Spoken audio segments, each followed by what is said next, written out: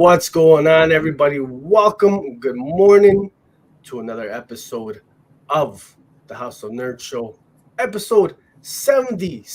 That should be reading 76. Yeah, it should. That should be reading 76. Mm-hmm. Let's get that down from there. Episode 76, folks. We're here. We're live. We got a great one for you guys. We got Chris Condon joining us in just a moment. We're talking his new joint, Hell is a Squared Circle. We had an early peek at that, man. You guys are gonna love it. Dropping this Wednesday, September the 28th, folks. Thank you everybody for joining us. You know, it's Sunday morning, and sometimes it's rough. It's rough to wake up. You know, it's Saturday night shenanigans. So how you doing today, huh? I'm well. Not too shabby. Nope. You up to any late night shenanigans? No, I get up early on Sundays now. You up early on Sundays? Yeah. Okay. I'm up at 5. Okay. 5 a.m. Yes. Your time? Yes. That's too early. I have to. So. That's too early. That's way too early, man. But okay. So how many coffees you had in you at this point? What are we talking here? 0. Oh no, that's right. Monster. Did nothing. Nothing. I've had some water and a Sprite Zero. So. Water and a Sprite Zero for breakfast. Yeah. Oh man. Oh shit. Oh, you gotta take better care of yourself, man. What's going on? Like no food, no sustenance, nothing? Not yet. Not yet. No? No, the plan is right after and then sleep until 2 o'clock, yeah. Okay. Perhaps some Mexican pizza. It says Hispanic Heritage Month, baby. Yo. I can't do the Mexican pizzas anymore. No, why is that? Oh, man. IBS and Taco Bell that regularly doesn't mix. Doesn't mix. Get you the scoots? Yeah. That was. I mean, I'm not ashamed of that. Yeah, it does. It hurts my stomach badly. Oh shit, it hurts too. Yeah. The painful scoots, eh? No, my stomach hurts. Like it feels like people are like stabbing me on all sides. Oh man. Okay. Well, not to poke fun at your painful Taco Bell experiences. Apologies, man. All right. I still eat it, but I just have to pick and choose. Oh, so you do it to yourself. So you really can't blame you for for cracking a joke here or there. What's going on with everybody this morning? Who's with us in the live chat today, huh? Who's Joe? Phil. Hey, yo, we got Philly Phil. Good morning. Shout out to Phil, City Boy. Hope everything is blessed with you. Lucifer's Liege. Thanks so much for joining us, man. Appreciate it. Thank you. And I see my good buddy Aaron Hall. Good morning to you, fam. Film Noir. Looks like a familiar name. Good morning, my nerds. Listening in my car until I get home safely and can jump. You recognize this user name? Oh? Yes, I do. Film Noir 565. Deviant Productions. What's going on? Bonjour. Amanda. You're not gonna hit Deviant with a bonjour? No? I don't want to appropriate his language. Oh, appropriate. I wouldn't. Okay. Cookie. What's going on, Cookie? Good morning to you. She got the coffee emoji there. Thank you. I got my cafecito as well. Samurai. Hey, it's good to see you, man. It's been a minute. I hope all is well with you, my man. Appreciate you coming through. And Juanito, what's going on, homie? Happy Hispanic Heritage Month to you, my good man. L, you're really not gonna hit us with a happy Hispanic Heritage Month? Wow, just like that. I'm sorry, my microphone stopped working. Oh. Happy Hispanic Heritage Month to everybody except. Oh, hey, because when February rolls around, it's Black History Month, baby. I give you your props. Casa de Nerd? What do we do for Black History Month? What did you say to call it? What are we gonna call it? What did you call it? You gotta come up with it. No, you already came up with something. You know, you gotta come up with it. Buenos dias to the big homie Raging Cajun Comics. It's good to see you, my man. Everybody, go check out Raging's channel, man. He's doing some fun stuff over there. He's one of the good ones, man. He's one of the good ones. And then this, oh my God, Leah. Hey, Leah, man. You back from your trip already? She mean, I won't put out your info like that. But hey, man, looks like you had a lot of fun. I'm a little jelly, man. I'm a little jelly. And then also, Cookie coming through with the facts. Taco Bell is worth the pain. Taco Bell is worth the pain. I don't know if it's worth it, but but you keep putting yourself. Sometimes I have a taste for it, and I'll be like, okay, I'll accept the consequences. But I can also eat a salad, and the same thing happens. So it's just like Russian roulette with food. Sorry. So I mean, hey, if that's the case, I mean, if you're gonna have pain regardless, then you might as well put something down that makes it worth it. I think, you know. Salad is not worth any kind of pain, y'all. Forget that. No, have you ever had a good salad?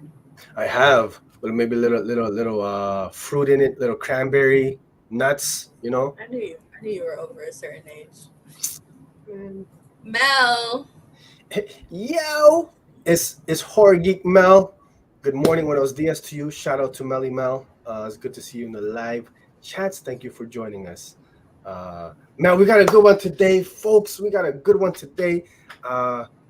We've got not one, not two, not three, 4-time House of Nerd, undisputed heavyweight champion. 4 appearances now. This is his 4th time. My man is racking up the House of Nerd air miles, man. You know, the one, the only writer Marvel writer extraordinaire, Mr. Chris Condon. Let's bring him on in. What's going on, baby? How you doing, sir? I'm doing all right. Maybe we should preface this with I have a sinus infection, so my voice is a little off, but I'm here and I'm feeling good. Well, you know, Chris, I appreciate you being a trooper and hanging out with us today. I hit you up last night. I said, Chris, you know, take it easy. You don't gotta come on the show. But I was like, no, he's gotta come on. We already promoted. You gotta make sure he's on, all that good stuff. So you're making me look good. You're making me look. She would have given me a hard time. I got you. 4 times now. 4 times. No renegades. That's it, man. Undisputed House of Nerd heavyweight champion. Thank you so much for joining us again, Chris. Absolutely. Thanks for having me on. Yeah, you're looking good, man. You're doing something different? My hair's a little longer. Okay. And I'm a little sick. So, okay. So under the weather, man. What are we here to talk about today? You got a fantastic new prestige format one-shot coming out from Aftershock Comics. yes, sir. Name of the book, sir? All that good stuff? It is Hell is a Squared Circle. It is out on Wednesday. It's like you were saying, it's prestige, so it's magazine sized. Mm-hmm. Really cool. And I actually just got my comps the other day, and it looks fantastic. It's really cool to actually hold something that big, you know, in your hands. I mean, I've been looking at it in a PDF for a long time now. Okay. And the art looked fantastic in a PDF, but to actually look at it in that large format and to just like see all the detail printed out, mm-hmm. it's a really cool experience. I mean, and you've read an advanced copy, but I mean, again, when you hold the thing in your hands, the size that it's supposed to be, it's really cool. I hope I get to do a couple more of them. We'll see. Fingers crossed. It's got to be impressive. Yeah, for those who don't know, Aftershock, they publish these like oversized like magazine size. Think like if you guys are familiar with what is the DC's Black Label? Yeah. Really nice, man. They got nice the glossy pages and everything. Would you happen to have those handies to show off? Yeah, give me a second. I gotta grab it. Okay, I just sent Chris off. What's going on, baby? We're gonna fill this time now. Is this how you treat the ill? Yeah. Our guest is sick, and he's like, hey. Making me run around. Making you run around. Yeah. So I mean, this is. Ooh, let me zoom you there, bro. Let me get that. Boom. I mean, this is the Francavilla cover. This is the Jacob Bell cover. Oh man. And just for an example, Yeah. This is a standard comic. Yeah. Look at that. So you're getting a little bit more. And it's just, it's printed really nicely, bound really nicely. Mm-hmm. And just the art looks fantastic.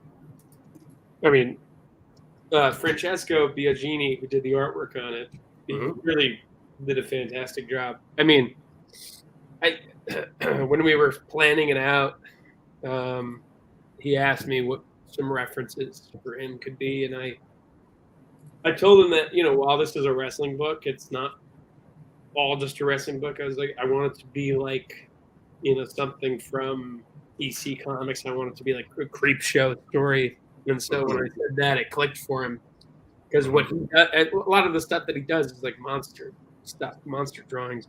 Okay. And so that really clicked with him, and he sort of latched onto that sort of Bernie Wrightson feel, I think, and really knocked it out of the park. And same thing with Mark Englert, who did the colors. He also very much captured that vibe. As I'm really, really happy with the book. Actually, when I get the comps in, no matter whether it's Texas Blood or Golden Squared Circle, I once I get them, I actually sit down and read them like if I'm reading it like a standard comic. Yeah. And there is a sort of disconnect that I can have if I'm holding it in my hands and reading it. And I was reading it, I'm like, this is actually pretty cool. So I was really happy with it.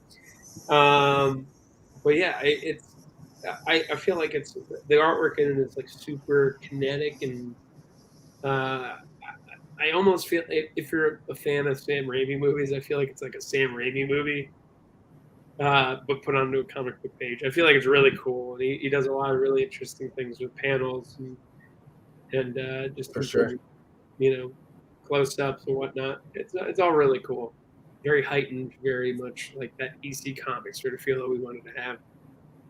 Absolutely. And kinetic is a great word. Yeah, lots of energy, man. And you mentioned Mark Englert, the colorist on this one. I thought he did a really fantastic job. And it was almost surprising because I'm familiar with his stuff from, he's on a book right now. I don't know if you read it, The Brother of All Men. Yeah. Good book. Really good book. One of my favorites. And it's so different. His work on The Brother of All Men is so different than what he's done on with Hell is a Squared Circle, and it just goes to kind of show, man, like when you guys are in sync. Yeah. And he just kind of fitting like you said, that tone, that vibe of like that old EC stuff, the slight horror vibes and everything, and just vibrant, colorful. It's great. Yeah. I also feel like wrestling sort of has a feel like almost like an old, especially like an older wrestling promotion or whatever, has something in line with like Saturday morning cartoons. And, so that's something that I feel like he captured as well, which is that sort of primary color, very straight down the road kind of feel to it. That I don't want that to sound like it was a dig. The stuff's really good. It's so good. And like I said, I'll show you this. Yeah. I want to take a look. Yeah, let me zoom you there, buddy. Okay. So yeah, if you could see like the primary colors and all that. Wow. But yeah, it's still very detailed, Yeah. But it's very simple colors, very few colors, but they pop. They're very vibrant, which I think is very much what the artwork is as well by Francesco. Yeah, man. Looking forward to getting my physical copies on Wednesday. I've got my fingers crossed I can get my hands on one of those Francavillas as well, because it is, I believe, a 1 in 10 or 1 in 15. Yeah, I think it's 1 in 10. 1 in 10 ratio.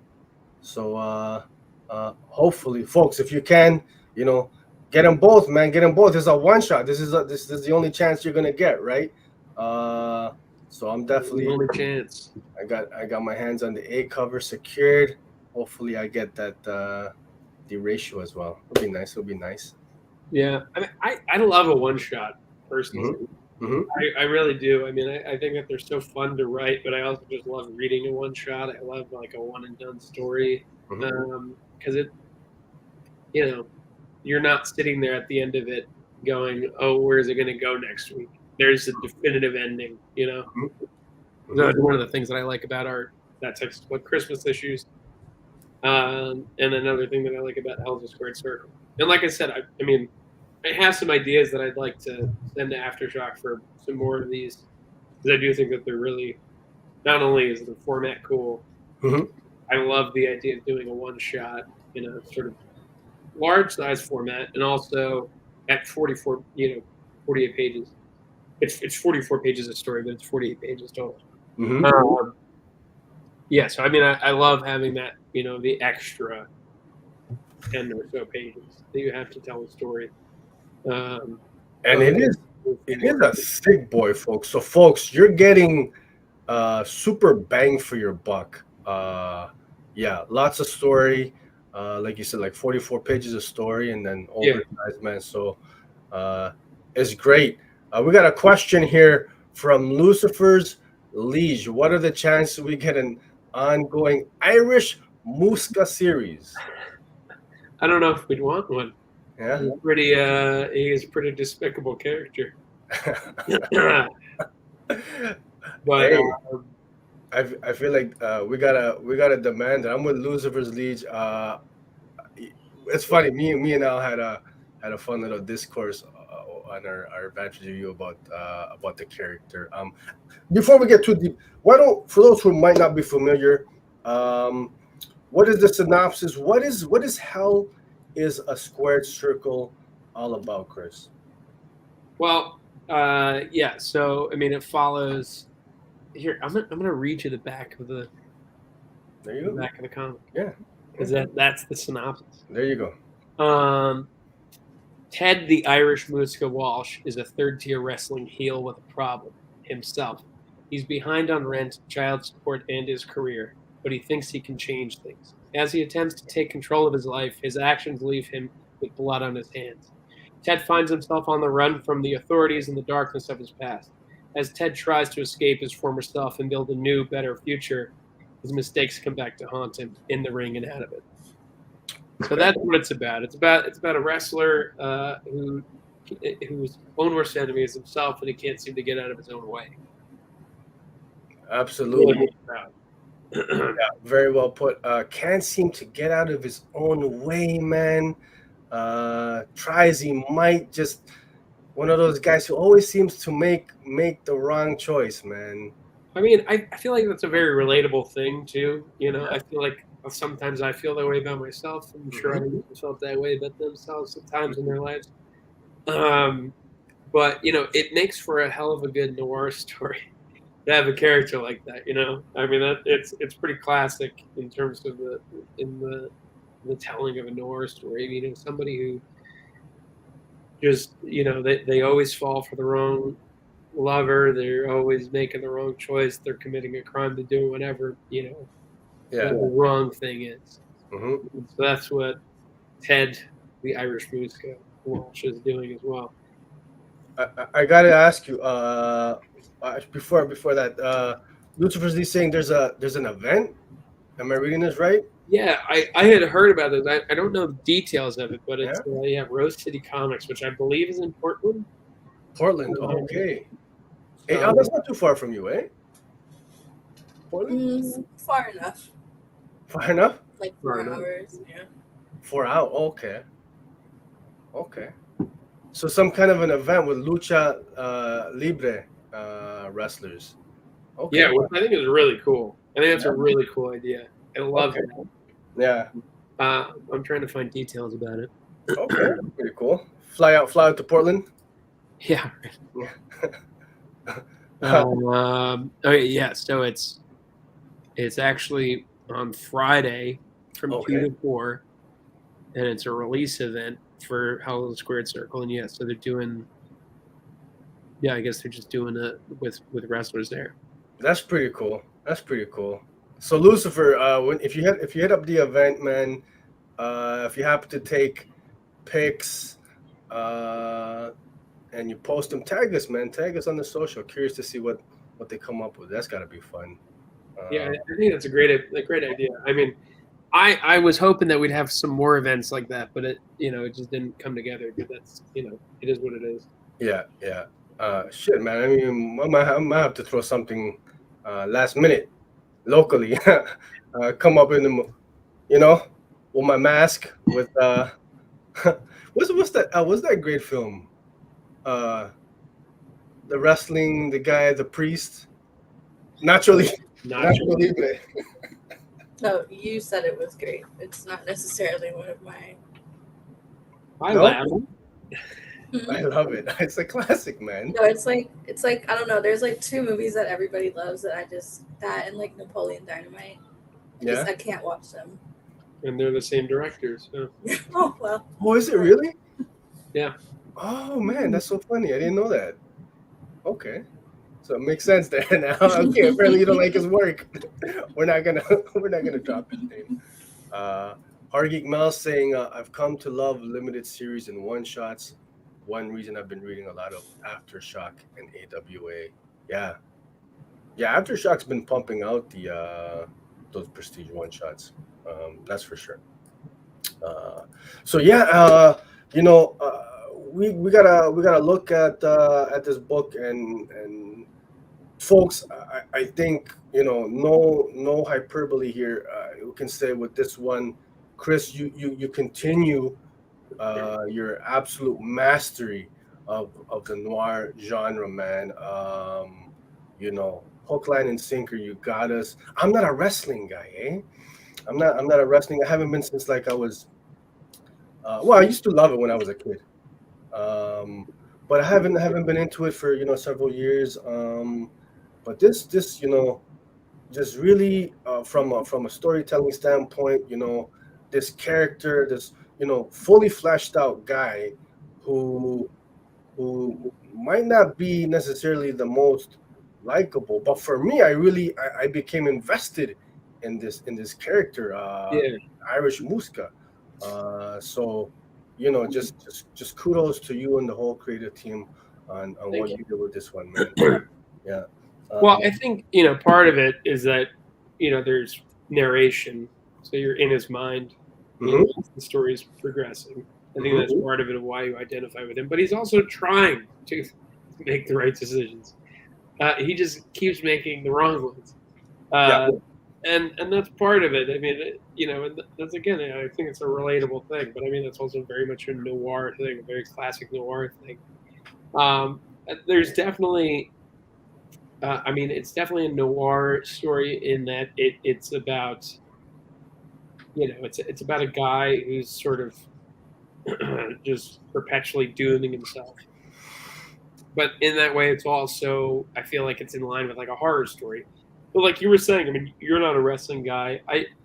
I mean, I like wrestling fine. I really loved it when I was a kid, like you. But a good buddy of mine, who was my former roommate, during the pandemic, he was or during the quarantine portion of the pandemic, he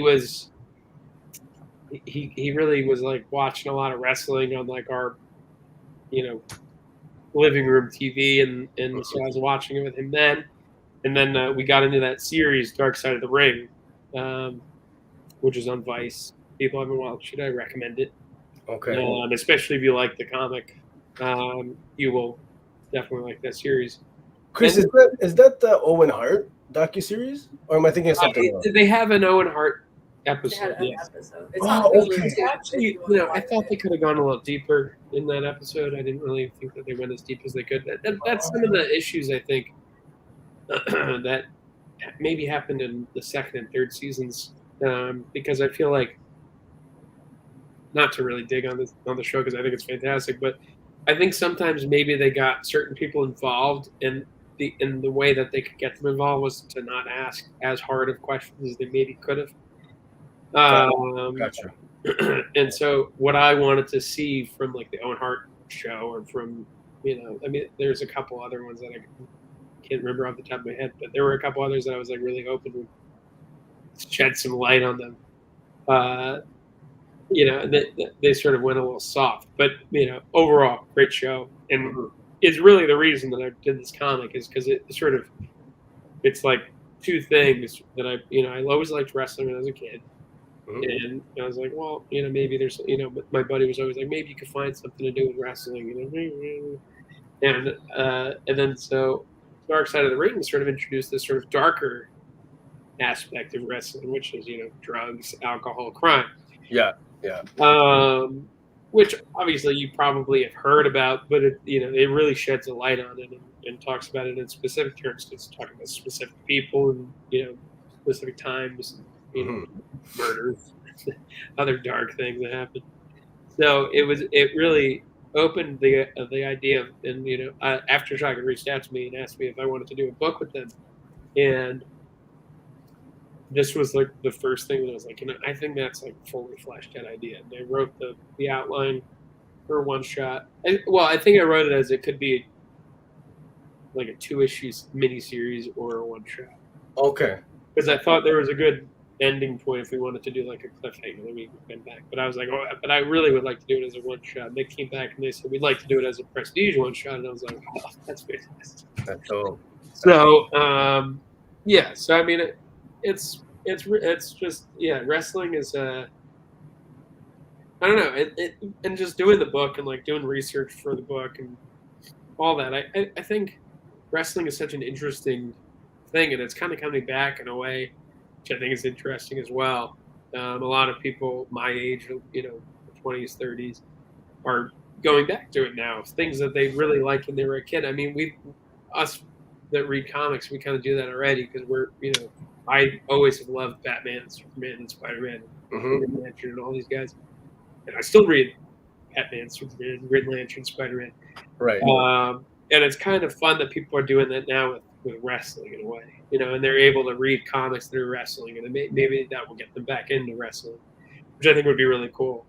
And I know WWE is sort of going in a changing of the guard because Vince McMahon has just stepped down and Triple H is in charge now. So hopefully things are better there because I've watched some WWE recently and it was not great.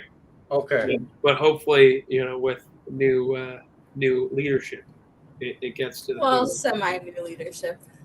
Yeah. Well, yeah, he's been there. It still feels slimy. That's true. But hopefully, it's more entertaining. Because I always hear maybe AEW not less shady. Maybe not less shady, but more entertaining. But yeah, and that's the other thing is just, I mean, there's this sort of renaissance of like wrestling comics that do Powerbomb and Crimson Cage. So it's really cool to sort of be a part of that wave. And they've all been excellent. Yeah, I mean, I really enjoyed Crimson Cage and Do a Powerbomb. Do a Powerbomb is, I mean, really, really great artwork and just a really cool story, a really cool spin on it.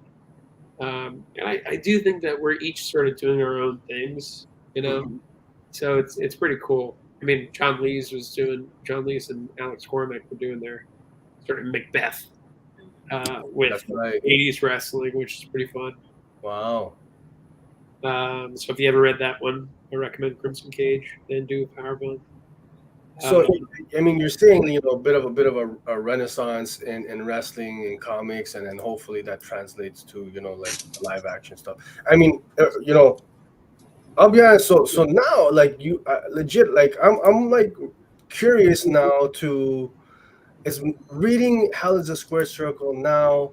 It's got me thinking about the great years when I was a kid, and the wrestlers that I used to love and watch, and so it's kind of got me back in that mood, man. To check out maybe some of the newer stuff or even the classics. I would recommend you check this stuff out. I mean, I've come back. I especially like. I definitely go back more to the stuff that I grew up with.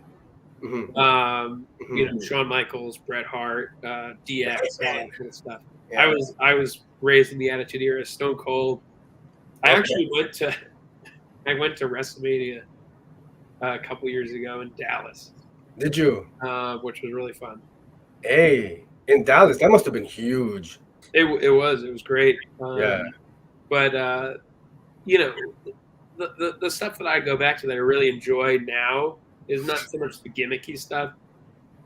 There's a match in particular that I really enjoy, which is an hour-long match between Shawn Michaels and Bret Hart, and it's a technical match, so it's all actual wrestling, and so you're actually seeing them being technical and trying to pin the other guy and get him into a submission movement, but it's all like it's like watching real professionals do what they do. Yeah. Yeah. So that's a really interesting one that I like. But yeah, one of the things, again, to sort of bring up again the fact you said, well, I'm not a wrestling fan anymore. But one of the things about our comic is that it's not just for wrestling fans. I think that there's enough there for wrestling fans. There's the lingo. There's some scenes of wrestling. It's not all just wrestling. But there's enough there that if you like crime comics and you like noir comics, I think that there's enough there for you to find an enjoyable story in there. For sure. Yeah, I even myself, I struggled to kind of come up because it's not a pure wrestling comic. Yeah. Definitely a mashup of the noir, and then horror adjacent. Those horror elements in it. So just great stuff, folks. I guarantee you're gonna love this, man.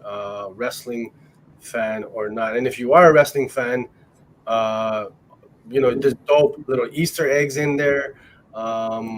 You made reference to the great Canadian wrestling family, the Harts there. Yeah, because there's a bar named after Bret Hart. I think I've got it here. Let me pull it up. There we go. The Hitman Bar and Grill. I thought that was cool. So for those who are not familiar, the Hart family, the royal family, so to speak, wrestling in Canada, man. Based out of Alberta, Calgary, I believe. So that was a dope. You're right. That's exactly where they're out of. Yeah. He was him and Hulk were my favorite wrestlers growing up. The Hitman and Hulk, those were my guys. Through, man. So it's great. A lot of nice little Easter eggs. I think even you made reference. What was that? The Montreal thingy. Yeah, the storyline paralleled a lot of the elements of the Montreal screw job. Yeah. Mm-hmm. Yeah, there's definitely some influence in there from that. Just in terms of somebody getting, screwed over in the ring and being slighted. Still cheeses me to this day. They did my boy Hitman wrong. They did him wrong. So again, I mean, like for wrestling fans, I think there's a lot in this that will, strike their fancy, and the same thing with people who aren't into wrestling. I think there's like a total of like maybe 10 pages in the 44 pages that are wrestling. Mm-hmm. So it's not a lot, but those scenes are really well done by Francesco. He really did them well. Yeah, let me pull those. We got a couple of those. There we go. Yeah, that's the page. Yeah. I mean, how great is that? You got the lights, the bright lights. Some great action in there. I thought, and it was really interesting. Again, the choice of for the colors by Mark. Great. Well, so I mean, that first page is, I think the way that I planned it was that I just wanted to sort of introduce you into the world of wrestling, and especially Irish Mooska's world of wrestling, in silence. No special effects, no dialogue, no nothing. Just, we first see the lights, then, some stuff, and, we see middle fingers and beers and all that. Yeah. And then we go to the story. But I felt like that was the perfect introduction for the story, and especially in a one shot, because you need to get things moving if you have a one shot. Oh, because it's established page one that we're gonna see like the heel storyline. Yeah, exactly. Juan saying here his wrestling name would be Flapjack. Okay, bud. Well, I don't. Funny story about the name, the Irish Mooska. Yes. So there was a video game in. It may have actually been from WrestleMania 2000, which I think was like a 1999 game. Mm-hmm. And then we carried it over into No Mercy, and then Nintendo 64 game, both of them. And my character's name was the Irish Mooska. Wow. When I was 8 years old or so, my character, my creator wrestler, was the Irish Mooska. And my pal, my best friend, his was Tombstone, and Tombstone also wound up in the comic. Okay, that's wild. So, Yeah. So the origin story for this character in 2022 goes way back. I don't want to say way back, but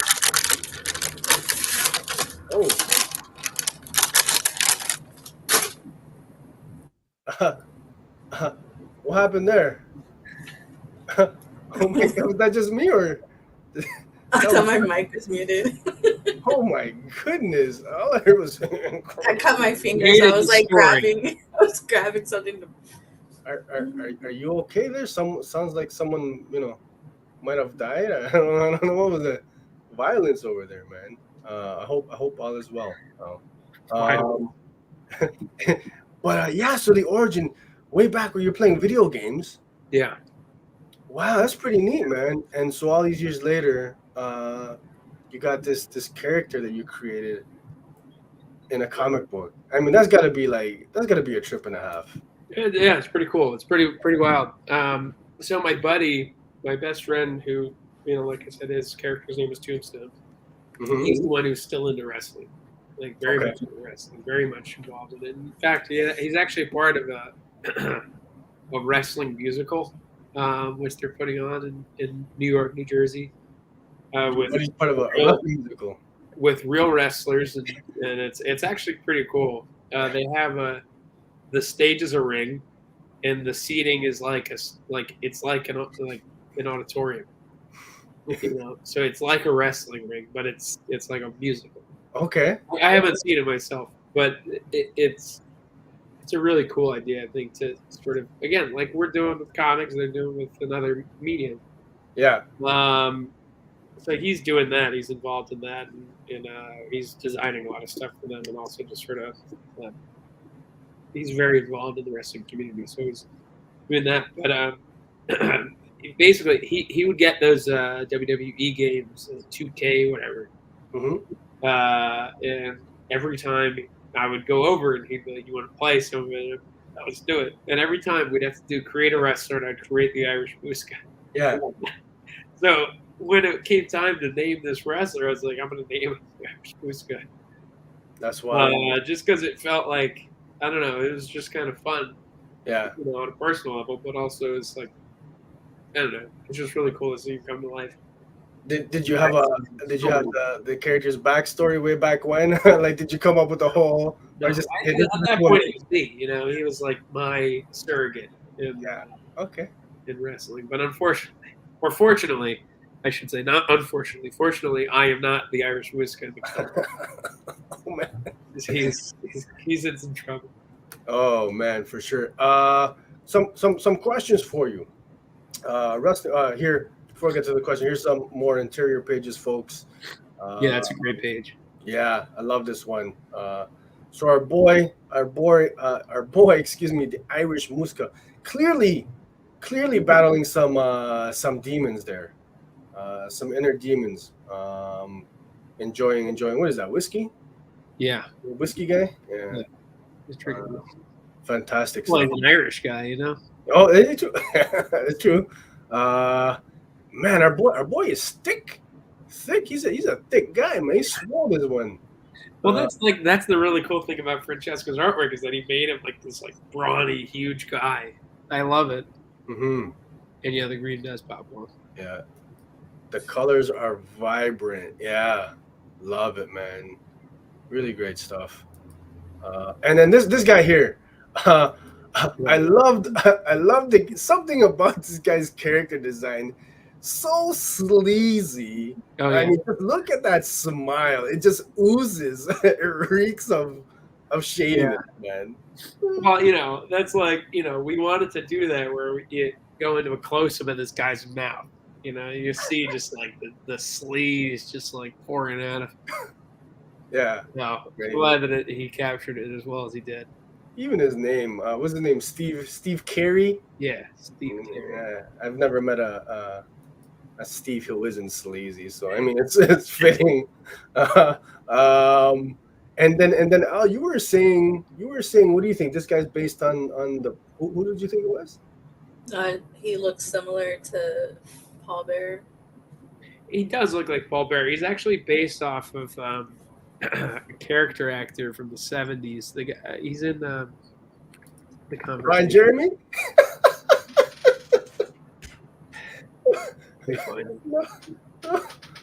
I think I'm gonna. That's my headcanon now. He's based on Ron Jeremy for sure.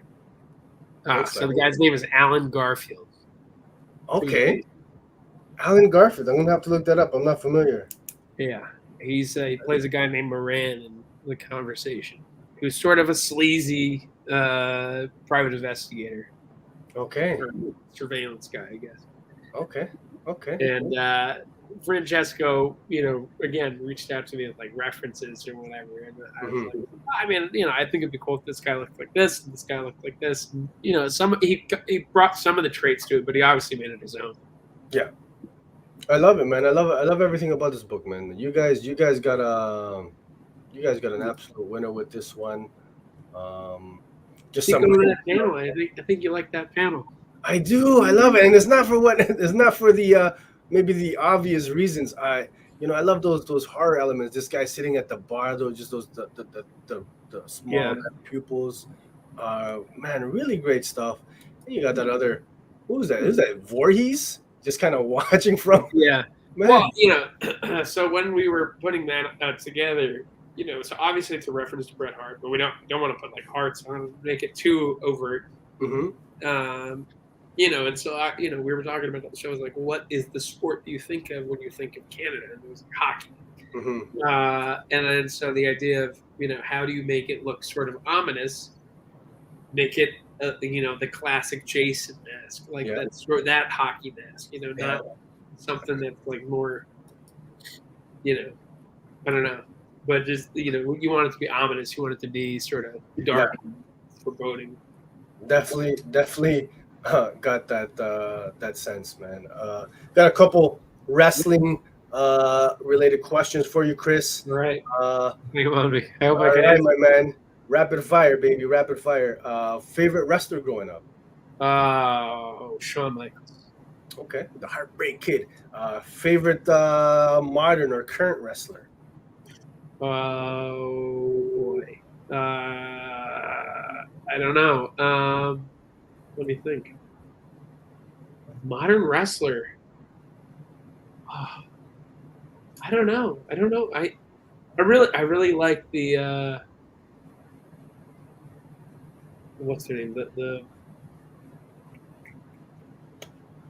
I think of their name now. We'll come back to that. I'll consider this chalking it up to my sickness right now. The Bucks. The Bucks? Yeah, what's their names?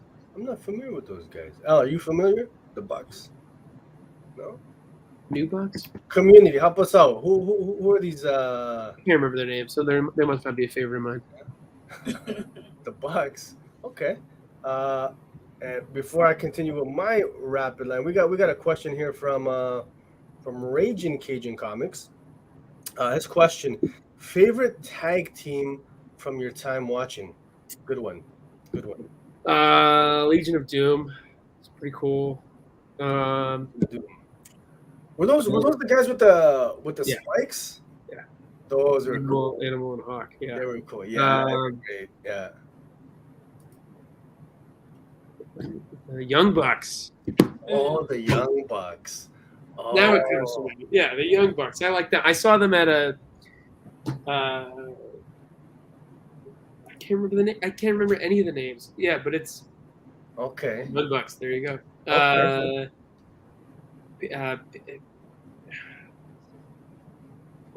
It was Guerrilla Wrestling in Reseda, California.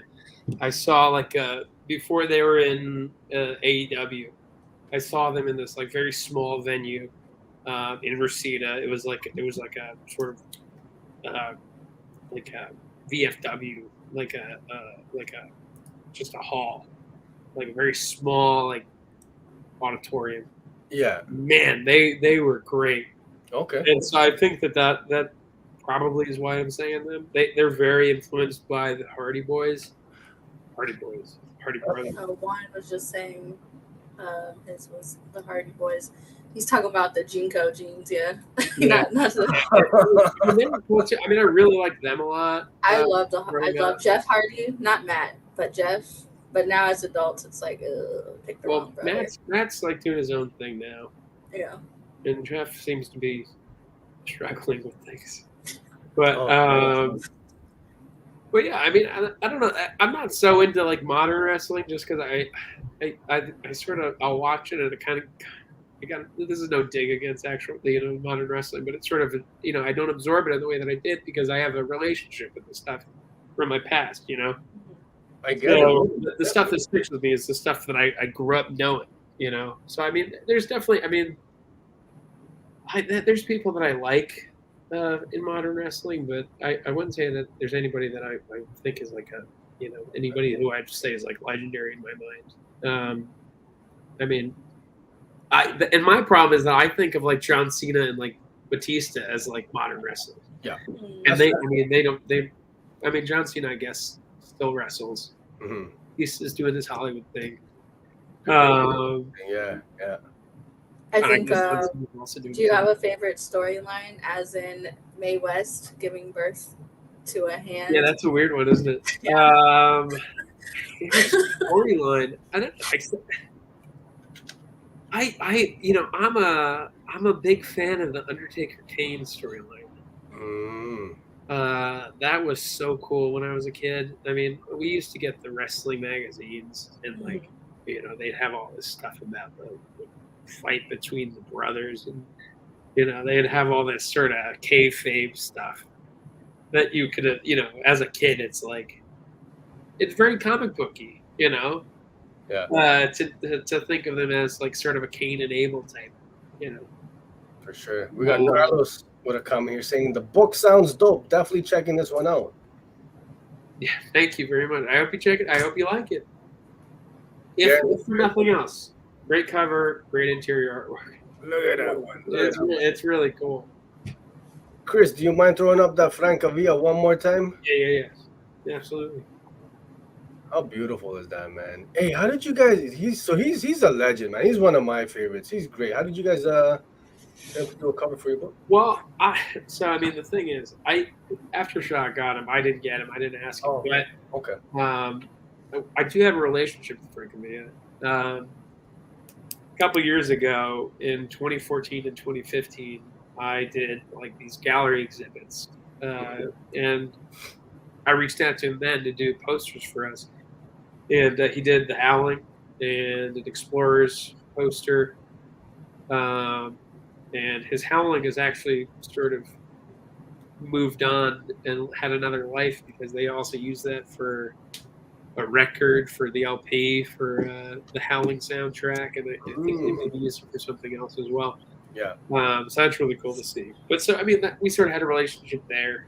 And so we've been aware of each other. We follow each other on social media. Yeah.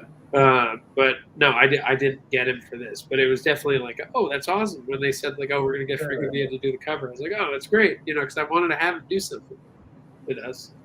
He's just been busy and he hasn't been able to do something for Texas Blood yet. But hopefully we can get him at some point. Oh man, I think he'd crush TTB cover, man. That could be right up his alley. Juan, you got to get both, amigo. Get both, my man. I mean, they're both very different, which helps. Yeah.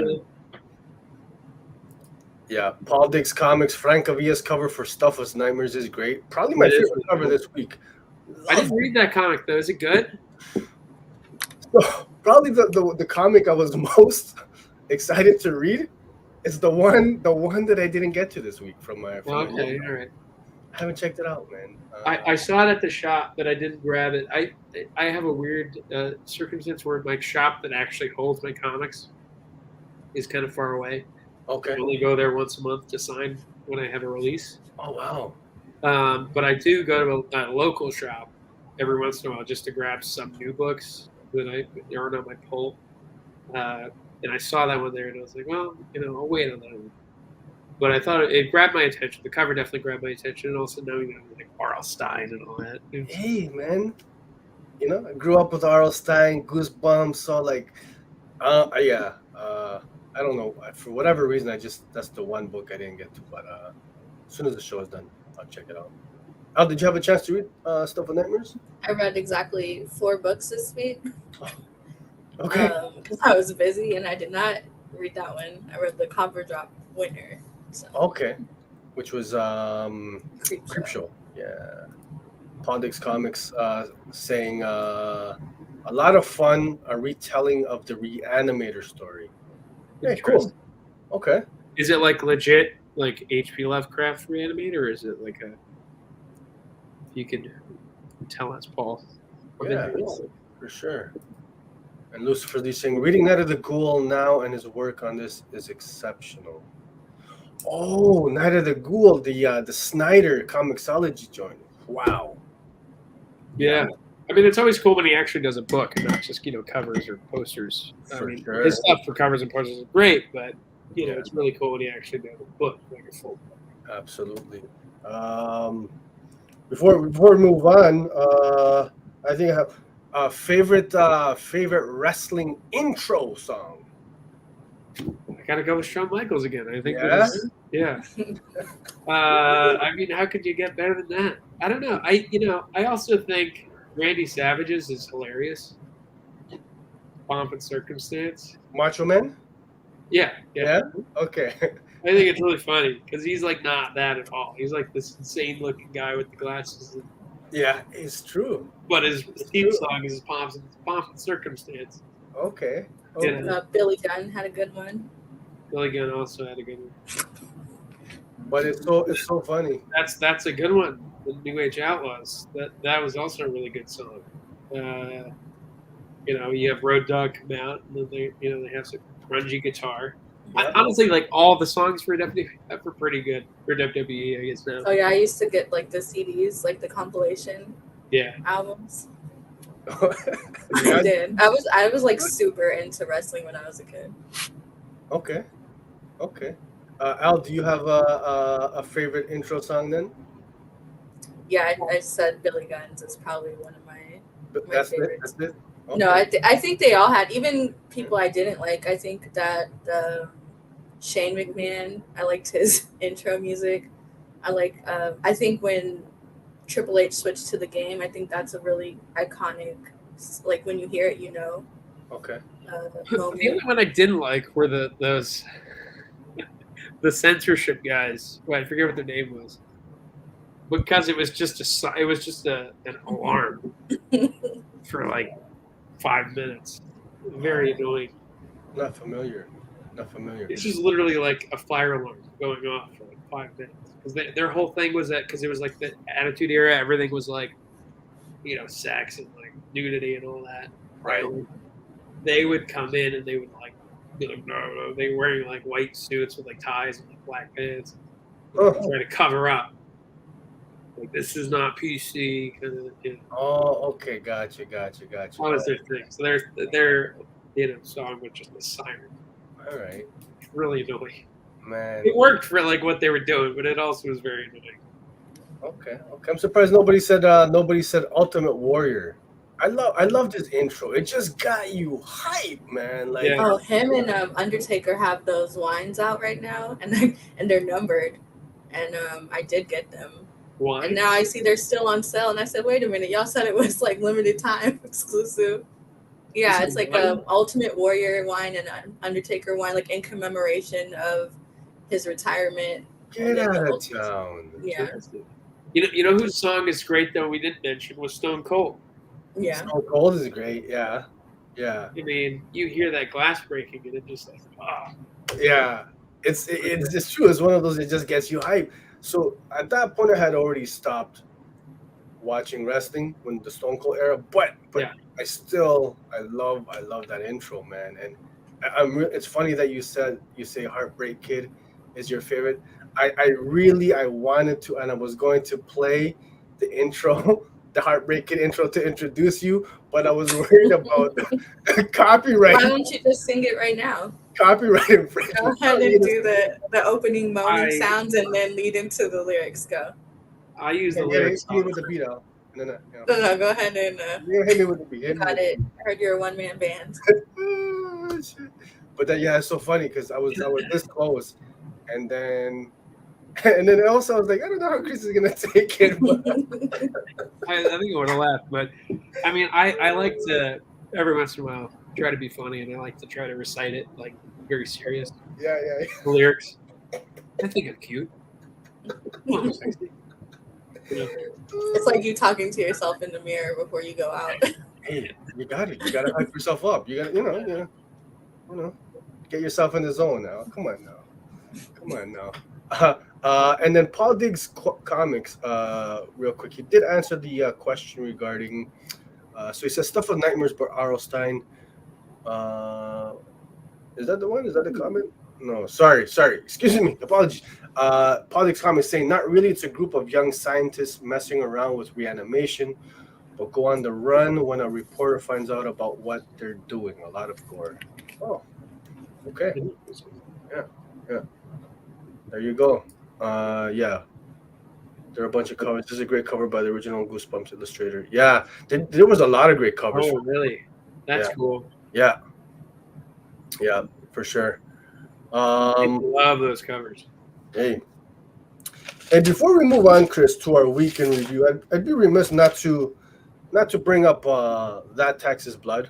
By the way, folks. No, please bring up That Texas Blood. The still coming out. The best ongoing comic out in the stands. This is a fact, folks. It's great stuff, man. What you got going on?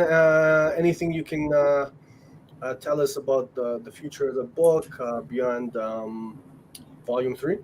Yeah, so, with Volume 3, we have 2 more issues out. The final issue is in November. And then, I guess so we have 2 more out. It's October, then November. And then we have issue 20 coming out, which is a one-shot Christmas story. And then after that, we are taking a break. We usually come back in June, but we're actually going to push that a little bit because Jake's pretty busy. So I think we're going to come back in August. But what we're going to do then is going to be a sort of side quest, a mini-series. So it's not going to be Joe Bob Syndrome. But it's within the universe, and it'll be pretty fun, I think. But yeah, so that's good. That's what we're going to do next. And then after that, we'll go back to Joe Bob and see what's going on. So it's not going anywhere. Definitely coming back. But we are going to take a little bit of a break. So did I understand that correctly? Volume 4 will be not Joe Bob centric story. Well, it's actually not going to be Volume 4. It's going to be its own thing. It's going to be a little spin-off. So, no way. Yeah. Okay, that's great. You heard it here, folks. And those will be getting like physical releases, or that like a Patreon thing, or No. It's going to be physical. Yeah, we're doing it with Image. It's going to be it's probably going to be 6 issues again. But the way we're planning it, it's going to be really cool. It's I can't really go into the details right now, but I sort of mentioned it before that in Arc 2 in the back matter we mentioned the Enfield gang, and it's about them. So it's a spin-off set in like the 1880s or 1870s. Oh wow! I haven't decided what decade yet, but it's an Old West story. Wow. And it's more or less it's sort of just that gunfight, a very long gunfight. Super excited to check that out, Chris. And hopefully we get to see Teddy Cutner and the boys at some point. My favorites. Yeah. Yeah, that's one of the things I think is fun about bouncing around in time is that we're able to see people. I think it's in. I forget if it's in volume 3 or volume 2, but I think I mentioned Cutner, and it would be his dad. Yeah. And then and then in volume 3, in the next issue, we see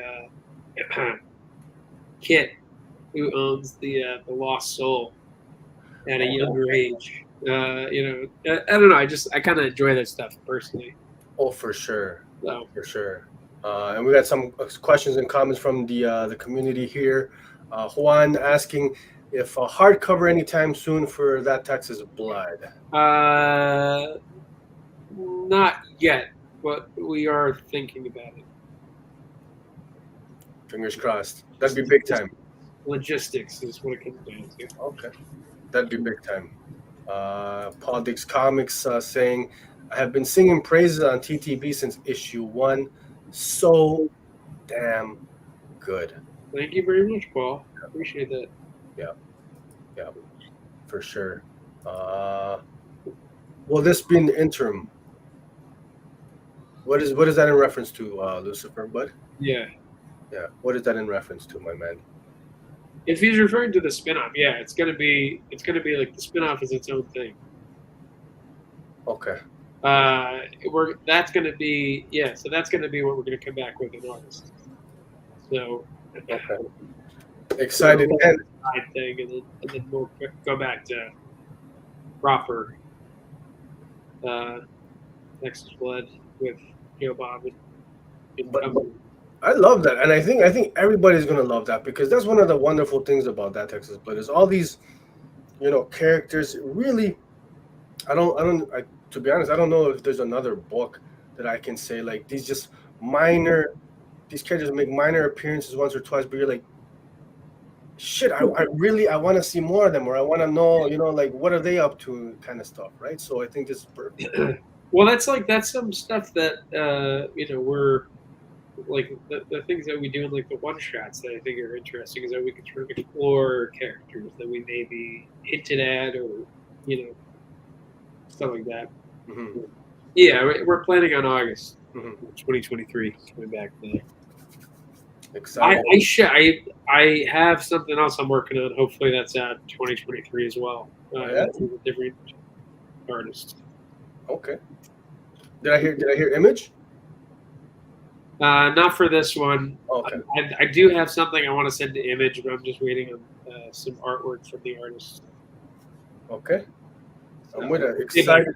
That might be 2023. That might be 2024. It depends on the timeline. Comics take a long time to create.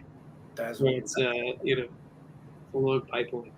I don't know why when you said 2024, that sounded so far away. I'm like, but it's really not. It's pretty crazy. How we are in 2023 already. It's crazy. It's crazy how the time is passing, man. Absolutely. I mean, I feel like 2020 was just like, yesterday. We're already here. Yeah. So looking forward to that, man. More TTB goodness. One last question regarding TTB, man. I think like a lot of fans of the series, man, we'd love to see it adapted into a TV series or something like that. Yeah. Any plans for that? Any talks? Anything like that? It's at the end of the day, it's not up to me. Yeah. So I mean, we'll see. Yeah. Yeah. I mean, I would love it if it happened, but we will see. That's up to people with money who want to, buy an option, see if they can make it into a show. It's not up to us. But hey, we gotta talk. We gotta talk. I know some people, man. We gotta, shit. We gotta. I'd love to see it, man. I'd love to see it. It'd be great. So yes, folks. Hell is a Squared Circle, dropping this Wednesday, September the 28th. Prestige format, one shot. Can say it is a must cop. Pick this one up, folks. Can't go wrong. One and done. Two beautiful covers. And if you manage to get that 1 in 10 ratio by Francavilla, show it off, man. Post that on the social. I want to see that. Oh, look at that bad boy. It's nice. it looks great. It really does. Pops. Detail. Oh, which one you getting? Whichever one I can get. Whichever one you can get? Yeah. Oh, man. I like the Francavilla one, how colorful, but I like both of them. So. You're both great. So Chris, you're sticking around. You're joining us for our week in review, my man. Let's do it. Yeah, so here you have it, folks. He'll be talking. You guys know our week in review. We talk about our favorite comic book reads of the week. Chris is joining us for the chat. We're going to talk about some of his favorite books. Let me hit that intro vid. Week in review time, folks. Here we go.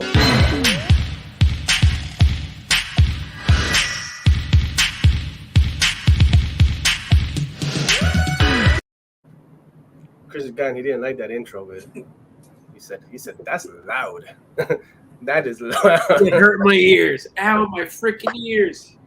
Oh, man. No, I just wanted to blow my nose. I don't think it looks good or sounds good on camera. Hey, I appreciate it, man. We got David Moore joining us in the chat. Good morning, buddy. What's up, Chris? Can't wait for this book. David, I owe you a trade paperback. Okay. David Moore, you're familiar, clearly? It's true. Okay. Basically, I was sold out of Volume 1, and I'm getting more in from Image for New York Comic Con. Which, if people are going to New York Comic Con, I'm going to be there. So, Jacob made me a great banner that I'm very excited to display.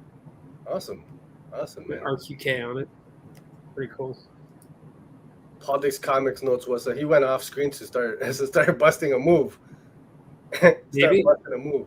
Maybe. Hey, gotta love that intro vid. You don't know what I do off camera. Yeah. You got the moves, Chris? Maybe. Chris, find out. oh man, what's going on? What did you read this week, my man? Well, I read. Okay, so two of the books I wanted to talk about are actually up this coming week. So I wanted to talk about Briar, #1 by Christopher Cantwell, and fantastic art, fantastic colors, really cool book. I haven't honestly heard too much about it, which I'm surprised about.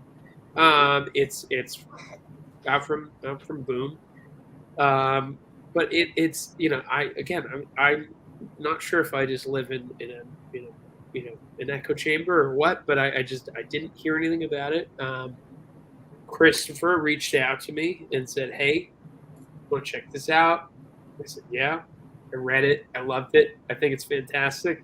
It's a really cool spin. It's definitely it's a classic sort of Sleeping Beauty type fairy tale, but very much a twist on it. It's dark. It's funny. And it's very bleak, and it's a very, very cool story. Very, very, it's. I mean, I'm a big fan of Christopher Cantwell stuff. Mm-hmm. I really like the Obi-Wan series. Blue Flame is really great. Oh, yeah. Obviously, a lot of great books. I think that this one is really. I mean, I love this sort of stuff, which sort of deconstructs a fairy tale, a classic idea. And he's definitely doing that here. But again, I mean, you can see here the artwork is fantastic. Those colors are fantastic. It's really good stuff. This colorist also did what was it? Was it Supergirl? They did. Otis Lopez. Yeah. I think it was Supergirl, the Tom King. I want to double check that before I say that. It looks great though. Yeah. So yeah, this I already got that. Zoe, how do you say her name? Zoe Lachey. You know who I'm talking about? The cover artist. Lachini or whatever she's done. Yeah. Yeah, Iceman Man as joint. soon as that dropped, her 2 covers, they have like the saturated and the unsaturated one. Yeah. Fantastic. Yeah, like a month ago, I think.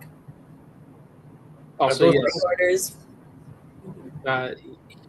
he did the colors on Supergirl. Okay. Which were great colors. I mean, obviously a little bit different vibe here, but really cool stuff. And I would say that there's a sort of fantasy vibe to that Supergirl book as well. Yeah. But yeah, this is a great book. I really recommend it, and I'm not just saying that. I mean, I really think it's good. Okay. I'm going to be getting an issue. I'm going to be getting the first issue. I'm going to be getting the issues going forward. But I was lucky enough to read an advanced copy of it. I think it was fantastic. And then the next book. Do you want me to go? Oh yeah, for sure. Do it on my man. So I wanted to talk about Old Dog, which is Declan Shalvey's new book. And I'm sure you've heard about this because this one has been on my radar for sure. It didn't fly under the radar like Breyer did.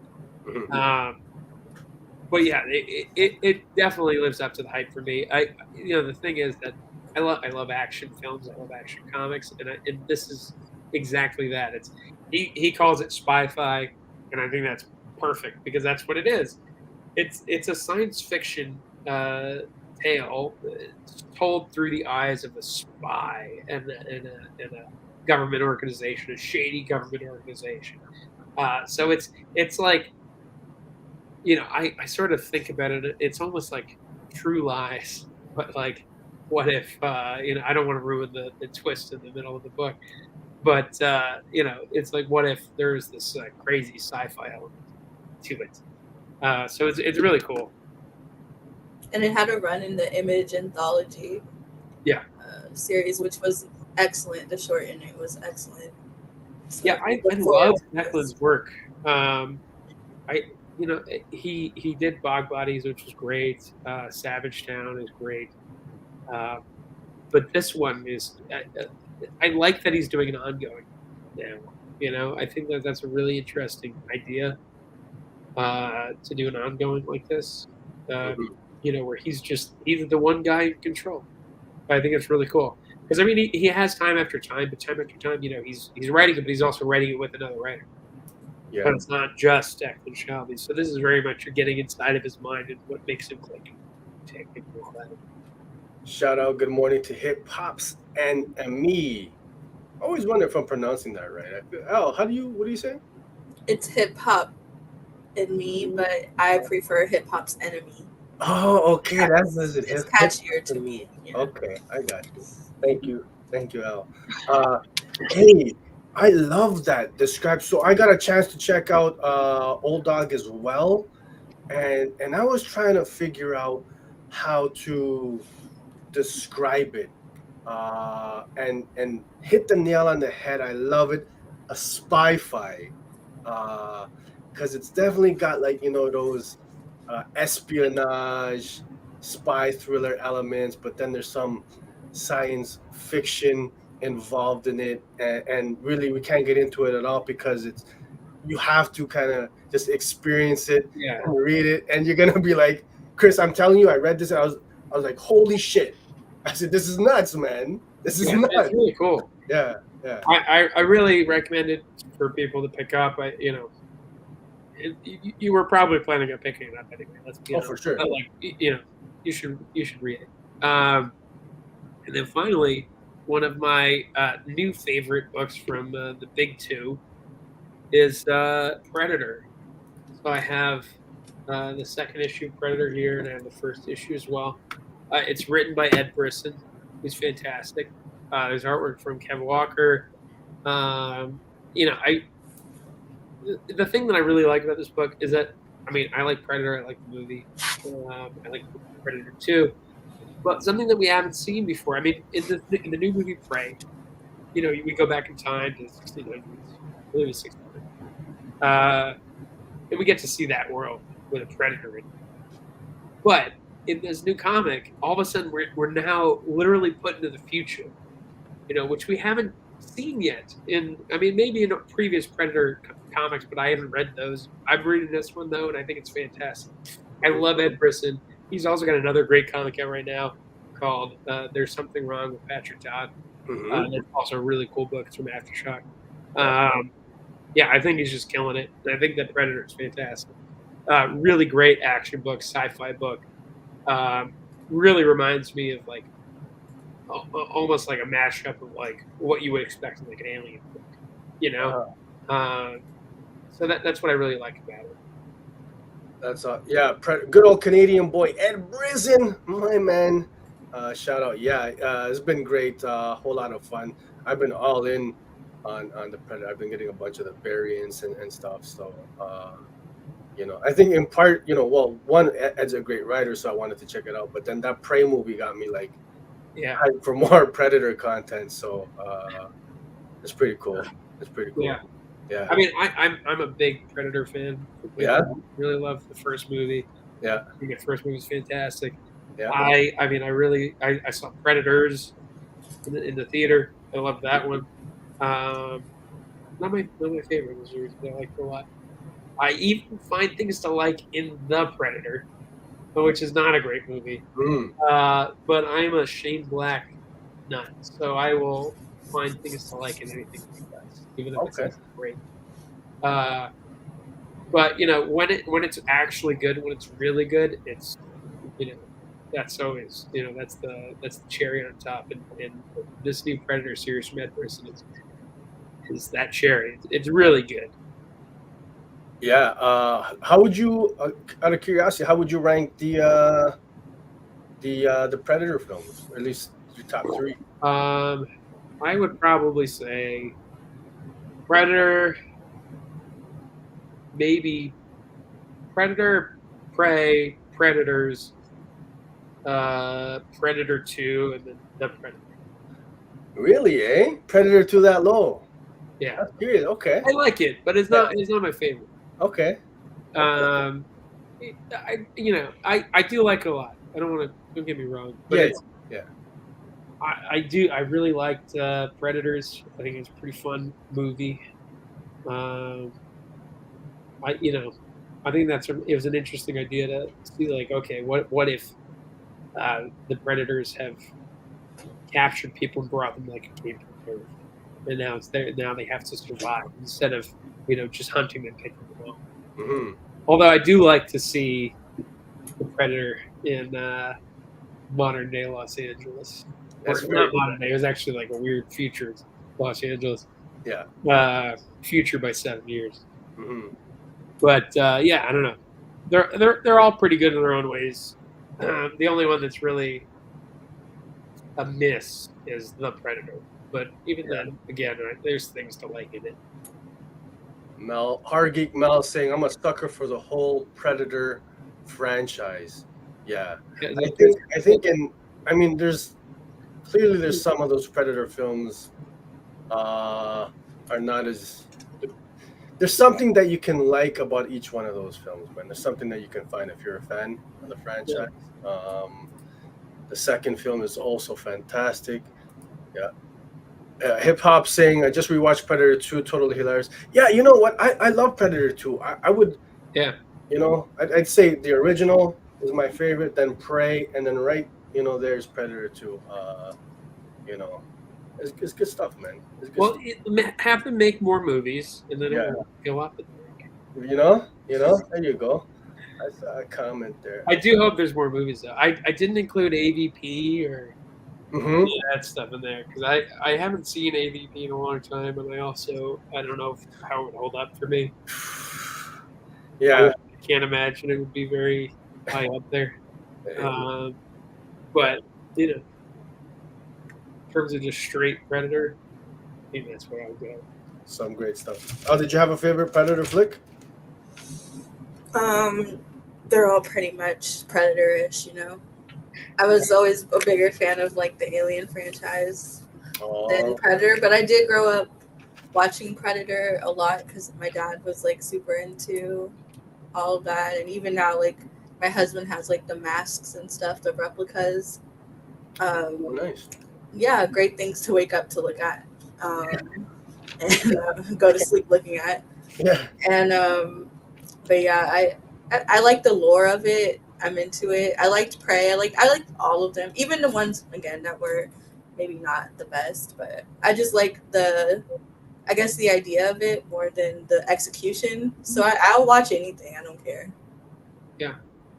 I would agree with you. I think that the Alien franchise is maybe a better franchise. However, I really do love Predator.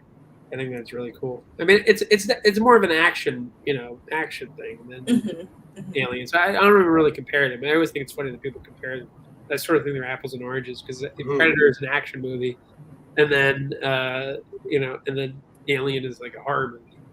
I guess Aliens is maybe the reason that they sort of equate them, since that's more of an action movie. Yeah. But I mean, Ridley Scott definitely went back to the horror well with Prometheus and Alien Covenant. So, but yeah, I don't know. They're great. I like those Alien films. Agreed. I guess I'll talk about my books that I read here. I don't got them in any kind of order. So Vanish number one. Vanish number one. Oof, what can I say about this, man? Honestly, straight up, pure. Like I said on the timeline, pure, unadulterated fun. This one was a blast from page number one. We open up the story. You got a guy walking down the dark alley. You see a panel. There's a mysterious figure on the rooftop, and right from page one, we learn a lot about what's going on here. This is the main character. He's into, he's probably an alcoholic. He's got a list of illicit drugs that he's doing that would make a doctor blush, probably, man. Everything, you name it, he's into. Marriage problems. So we get right into it. We find out a lot. So I was like, super intrigued. And then the last line, the last caption, we find out that he saved the world when he was just 14 years old. So I was like, boom. I said, okay, this is starting off pretty good. We quickly find out that this book is set in a world with superheroes in it, which is pretty cool. So I said, okay, we're talking about superheroes. You can see some of the art here. I should say, written by Donny Cates. Art is Ryan Stegman. Letter or color. No, the pencils are Ryan, and then JP Mayer did inks. Oh, okay. Okay, I was wondering. Okay, so Ryan Stegman on pencils. Gotcha. Thank you, Al. JP Mayer on inks. Sonia Obak is the colorist, and John J. Hill on letters. The art style super clean right off the bat. And I know it's hard to tell, probably. I don't know where you guys are watching, on your phone or on the computer, tablet, whatever, but I love the use of the out of focus effect. I don't know if you guys can tell some of the panels to really emphasize either the background or the foreground. Vibrant colors, color work, kind of reminds me of. That's it. Yeah, there you go. I love that, man. Look at that. That's great. So I was really drawn in. So I was like, okay, we're talking about books set in the superhero world. Okay, but then segments detail is amazing. Yeah, man. It's so clean. It's so great, man. So much going on. Uh, but then, so I'm thinking, okay, this is a superhero book. But then right after, immediately after, like we're taken here, into this fantasy world. They call it the Mistlands of Everkeep. You got a city in the sky, in the clouds. uh, we find ourselves in a school where they're training magicians and sorcerers and warlocks, and we got dragons and all. So I was really kind of like, I said, oh, hold on. I said, oh, it's like it's a fantasy book. Like, what is this? Is it superheroes, a fantasy? Because I went into this book like with no information. I knew nothing about it, so I didn't know what to expect, right? Uh, and I'm really not a fantasy guy at all. So I was a little bit like cautious at this point. I was like, oh, okay, it's a fantasy book. We'll see what we get here. Um, but but right off the bat, it's fantasy, not like think you find ourselves in this world, in this school, like it's Harry Potter on like crank or yayo, just like complete opposite. They make mention the school's run by a bunch of like old ass perverts and stuff. So really cool stuff. Oh, is that it? Is that all that I had? But so something happens where you find yourself in the fantasy world. We get the flashback story.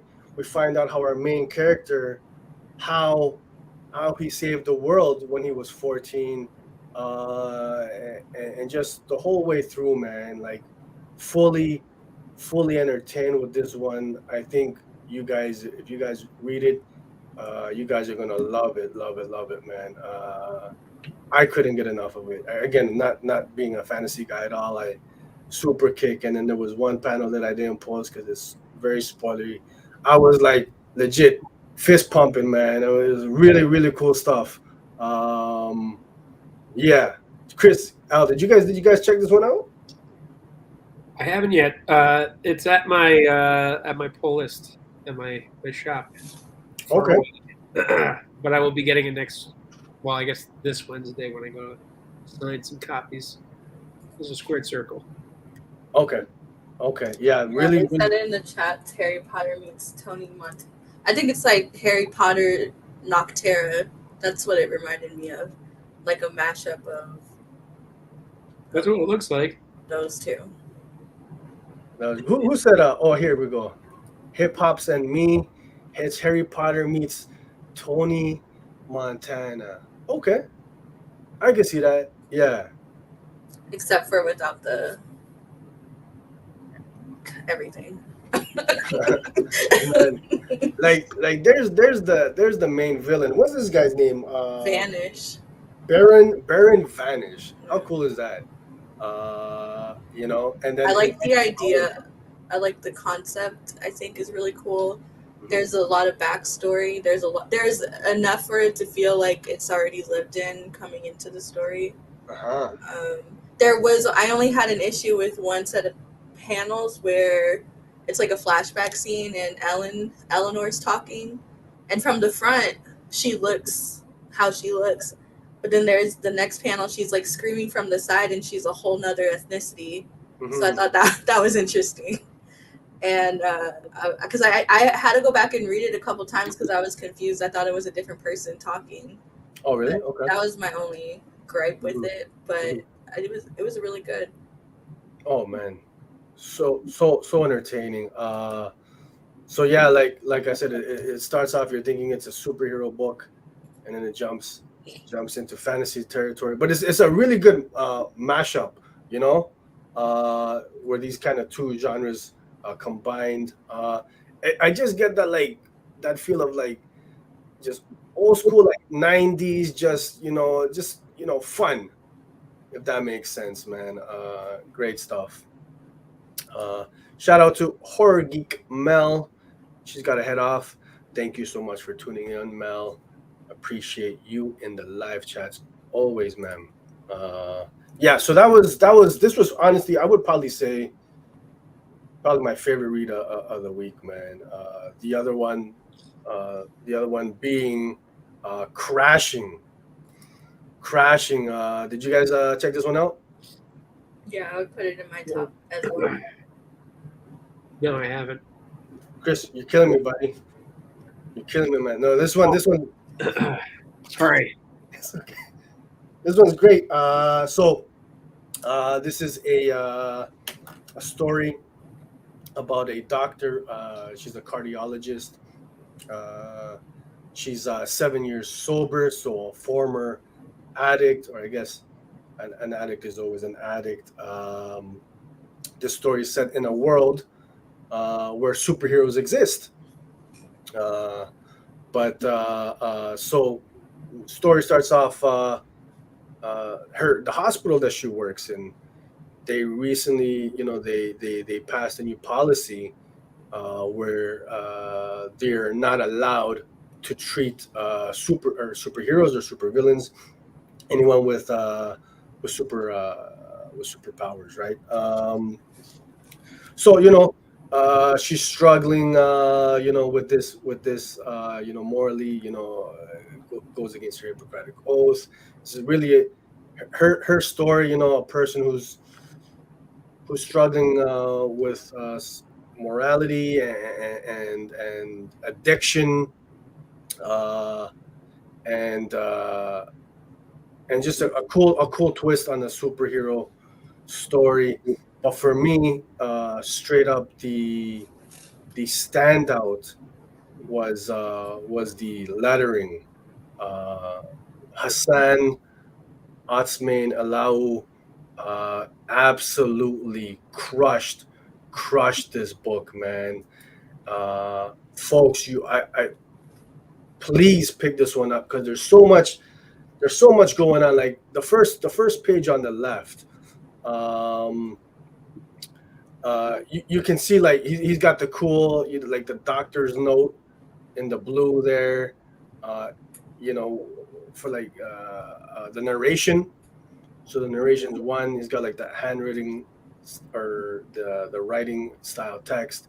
And he's got a different font. So what Hassan is, what he's really great at, he switches up his style, font, even the shape of the text bubble, to emphasize, a change in the tone of the speech, or to emphasize emotion. I don't think there's anybody who does it better than him right now. And what I love about the lettering is it's got an almost like a jittery look to it, if that makes sense. That really lends to this tone in this book of like like super anxiety, like a chaotic feel to it. Again, she's dealing with her struggling addiction, and the name of the title is Crashing. Like, so it reminds me of The Ward. I haven't checked out The Ward. I actually thought it was The Ward when I first heard about it, because that and ER, ETER, they're all kind of similar. Oh, okay. So yeah, so I really love that synergy between the art and the lettering to give, I guess the best way I can put the tone, manic, man, just crazy, chaotic. Loved this one. And even the pencils themselves, I don't know if you guys can tell, it's got like almost like it's not static, like a very subtle, like a hyper movement animation style. I don't know if that makes sense at all. But really great. So our main character, Rose Osler, she's confronted. She's got to make some choices, man. Some great twists in this book, that's really gonna change the course of her life and these characters in it. So yeah, I think with Vanish, it was probably the most fun that I had reading a book this week. But this one, just like from a technical standpoint, just really what the comic is showing, what the comic medium is capable of, man. I love this one. This is one of the best single issues I've read, man. And Chris, I want you to check it out, man, because I'm very curious to hear your thoughts on this one. Yeah, it looks great. Yeah, I'll have to check it out. It honestly hadn't been on my radar. I've been check it out. Mm-hmm. Yep. I do want to say that I think I'm going to head out. Just getting a little coffee here. Hey, no, of course, man. But thank you very much for having me, and thank you everybody for listening. Chris, thank you so much for coming. I'm still sort of just sick with this sinus infection, but thank you very much for having me. No, we appreciate you tripping it out for as long as you did, buddy. Thank you so much, man, for coming through. You're welcome back anytime. Folks, check out Hell is a Squared Circle, September 28th. All right, I'll see you guys later. Thank you. Shout out, my man. All right. Thanks, buddy. There you have it for Chris Condon, man. Hey, he's a trooper, man. He stuck it out with us for an hour and a half, man. This guy's under the weather. Came through. Thank you, Chris. Yeah, this one here, folks, Crashing. Fantastic stuff. Politics Comics in the Ward is excellent. If this is like it, I'll definitely check it out. Dan and Sturge's recommendation, of course. Thanks, bud. I think you'll love it, man. I think you'll love it. Al, did you have any thoughts on this book? Because you said you read it, yeah? Yeah, it was really good. Yeah? Yeah. I thought it was great. Yeah. Some familiar themes in there, like you have this world is, it's got soups in it, and then you got the politicians trying to enact like a superhero registration act, but all done differently than we've seen previously. Well, probably most importantly is the healthcare aspect and who deserves and who doesn't deserve healthcare and at whose expense. And it's what makes it interesting, the conflict here is that she's married to a politician, but she's clearly, doesn't agree with his politics. Mm-hmm. So there's a lot of layers. Absolutely, man. Absolutely. I love that, El. Yeah, for sure. Like her husband is an aide to a politician or something. He's like a politician or something. And, he's wanting to enact this bill, right? That Soup's got to register. And, clearly she's on the opposite side of the argument. Again, she's kind of struggling with a whole bunch of stuff going on here, and you can really see, through the art, like the struggle in her face and stuff. And I included this panel here because just I know again it's tough to see, but like what Hassan is doing, man. He changes the font on the panel on the far right there. Just to kind of really emphasize the change in the tone of what she's saying and the shape of the text bubble as well too. And I really come to appreciate stuff like this. You don't see letters do this all the time, and it's just how would you agree, like just a straight Mm-hmm. Straight bubble, straight text. So really, really appreciating what he brought here to this one. Oh, went too far. So those are my books, man. Killer stuff. I'd say this week was probably the best time I had reading comic books in a long time. Really top tier stuff, man. All two? Sorry? All two books? Oh, I read a whole bunch more, but those were the ones that I wanted to talk about. Those are the ones I wanted to talk about. Yeah, for sure. What'd you read? That's it. And then I read Exterminators. Okay. #1. Mm-hmm. Which is like, I guess, Marvel's Grindhouse, if you will. But you got Dazzler, Boom Boom, and Jubilee. I feel like Wolverine is kind of they're trying to sell covers because really she appeared on the last page. Had nothing to do with the story. But I thought this warning at the beginning of the book was really funny. But basically, it's like X-Men but fun, actually. And you have Dazzler, her boyfriend, that she's deeply in love with. They've broken up after, I think, 2 months or something. And she just wants a girls' night out. And so she invites Jubilee and Boom Boom out. And this is her breaking up with him because he had another lady in the house. And they get sent into this simulation that they think is a simulation, which I didn't include any pictures of because I just wanted to highlight the outfits. But you see a little blood here. You kind of see what's happening. Mm-hmm. But they get sent to this simulation, and it's basically like battle royale, and they have to escape these ridiculous obstacles without using their powers traditionally. Uh-huh. Like the people who have them stuck here, which are vampires, they want them to use their powers for them to be like at their own peril. So they have to think of like inventive ways to use them to get out of each situation. So it was just fun. It wasn't totally nothing serious. It cusses the whole way through. There's even a City Girl reference at one point in here. It was just a lot of fun to read. I like that page there. That's dope. That's pops. That pops. Yeah. Who's the character on the right? Almost looks like Harley. Boom Boom. Oh, okay. But I do like me some Jubilee, man. Underrated character. Yeah, even their interactions with each other in here, they're very dry. They're very like, and then even the jokes about Krakoa, like I'm gonna just die. I don't even feel like fighting anymore. I'm just gonna die and wake up in Krakoa. Yeah. Okay. So it's kind of like it's very self-aware that this is like what is this? What is this series? But it's really fun. It's very bright. It's actually kind of gory, but like it was more gory than any. Well, I guess recent X-Men that I've read, but I haven't read a whole lot, but enough.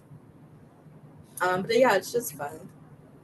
Okay, I like what intrigued me is you compared it to like a grindhouse style. Oh yeah, it's nonstop violence. It's hyper violent. I would say for Marvel, it's hyper violent. Now I'm not saying indie comics hyper violent. I'm not saying DC hyper violent. For Marvel, it's hyper violent. Okay. Yeah. Color me intrigued though, for sure. Podix Comics saying I picked up Exterminators but haven't read it yet. There was like a bubble where they didn't bleep out bitch, and I said, "Oh, Marvel." And a Disney Marvel book. But yeah, it was really good.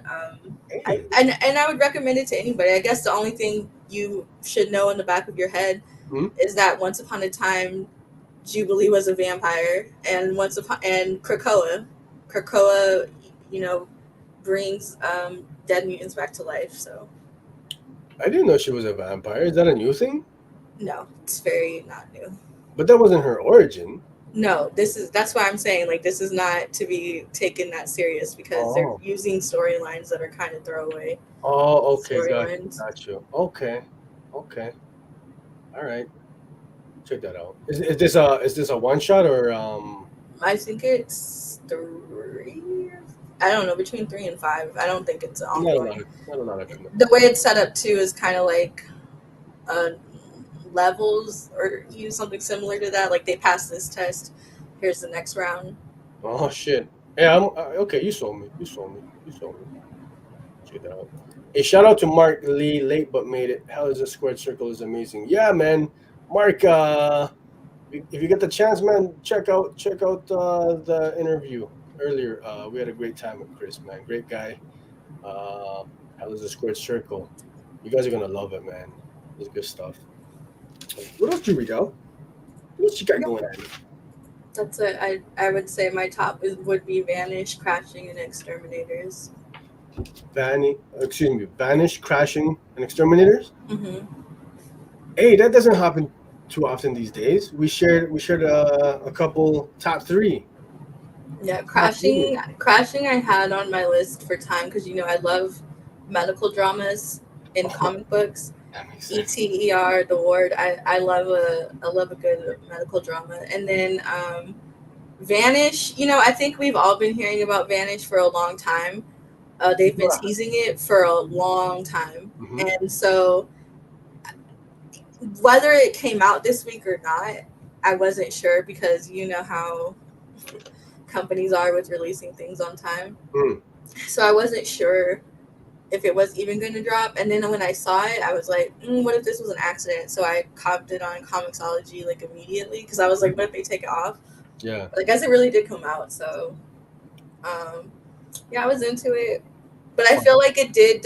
Donny Cates did Donny Cates it, where he introduces this massive world right away, and hopefully we still get to be immersed in the fullness of it. Because I think sometimes he introduces these big ideas and then it kind of thins out into a singular idea, Mm. and we miss out on that original Okay. fullness of it. So I hope it stays as big as it is right now.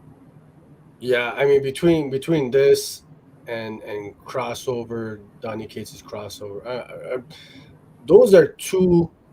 Vanish. I mean, there's only one issue in crossover. Two of the more fun books that I read. You know, that I've been reading.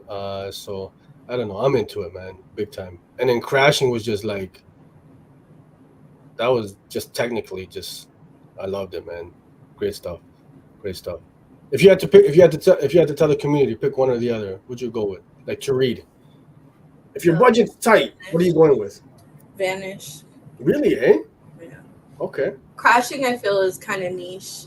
I don't see a lot of. I feel it's IDW too. IDW does drama really well. Mm, They're the ones publishing Dark Spaces right now, and I okay. feel like not everybody wants that weight when they read comics, so I wouldn't recommend it for everybody. And Exterminators, I feel, is fun if you have like an X-Men appreciation. Like you don't necessarily have to know all the characters and stuff, but I feel like that's kind of. But Vanish, new world, new characters. It's a number one. Donny Cates, I think it's an easy Easier to digest. to recommend. Yeah. Okay, that's fair. That's fair. Frank, what's going on, baby? He's saying I'm not a Donny Gates fan, to be honest. Okay, okay. And I'm Yeah, I not gonna know. lie, the dialogue does come off very much self-deprecating Donny Cates in the beginning. But I feel like if it steers in the direction it's going and kind of away from that, I think it'll be fine because he is, known for those kind of self-deprecating interludes there. But yeah, it's Donny Cates. Paul Diggs Comics. This show is the most fun I have watching YouTube shows. Hey, my man. Thank you so much, bro. I appreciate the compliment. That means a whole lot. Real talk. Glad you're having fun with this, man. And we got some big stuff planned. So just keep your eyes peeled on the socials. Thank you for hanging out. The whole community, man. You guys, make this show so much fun for us. Have a great rest of the Sunday, buddy. Markelin, one half of the Pole Kings, baby, saying crossover is good. Not sure where it is going or how it will end. Yeah, yeah. Hey, that's the fun part of crossover, man. You don't know what you're getting. You know, I've been digging that series. Yeah. It's a great week for comics, man. Donny Kid's killing it right now. Hey, folks, listen. We got a whole whack of stuff planned for October, man. Uh, so I wanted to just give you guys a little bit of a heads up on what we've got going on. Where's my slide? First up, yo, next Friday, or I should say this Friday coming up, September the 30th, we are super duper excited to be collabing with Richard Morgan. He's the creator of Blam and Glam, dope, industrial sci-fi dystopian comic book, painted style interior artwork, man. We got a launch party going on, baby. Friday, September this is it Friday? Yes, Friday the September the 30th. Kickstarter launch party for issue number 5 of Blam and Glam, man. It's gonna be a wicked time. Richard has got some great stuff planned, some dope giveaways. What do we got here? He's got like a bunch of signed books.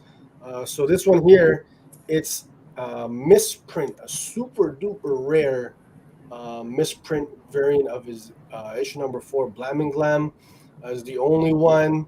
It's like a 1 in 3, or no, 1 in 1,300. Richard's in the chat now. Richard, if I'm wrong on the number, let me know. But I believe the misprint's like a 1 in 1,300 ratio, man.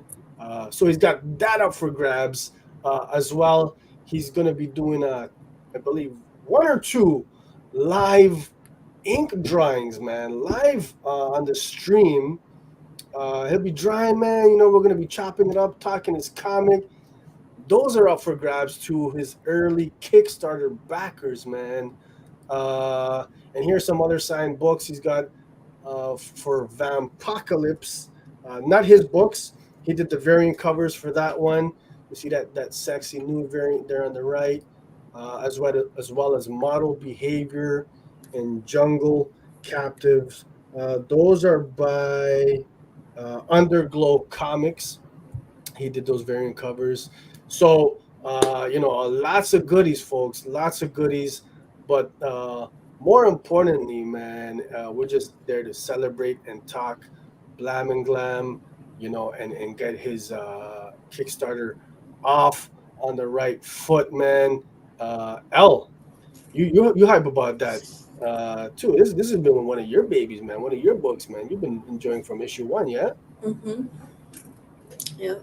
Excited. It's gonna be fun. You got a cameo appearance in issue number 4. I do.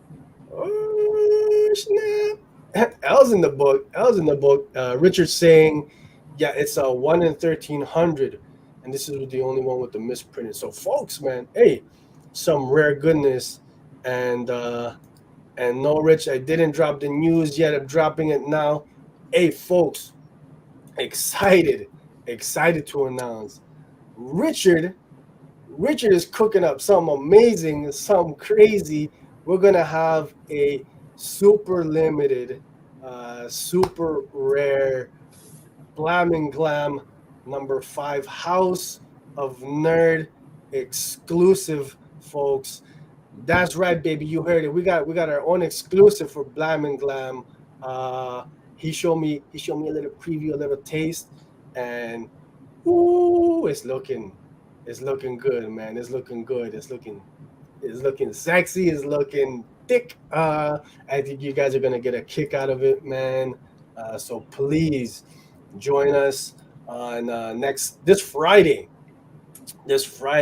September the 30th. We're going live at 6:59 p.m. Eastern.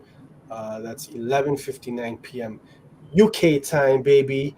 We're gonna have a little bit of a countdown, and then the book, the Kickstarter is going live at 12:15 a.m. UK time. And now, if you want to fill for a second, I'm just gonna grab the link to Blam and Glam number 5 and drop it in the chats. So everybody can head over and sign up. Pre-sign up, man. Pre-sign up. Let me grab that. One that could be interesting. Maybe have the logo on the top of it.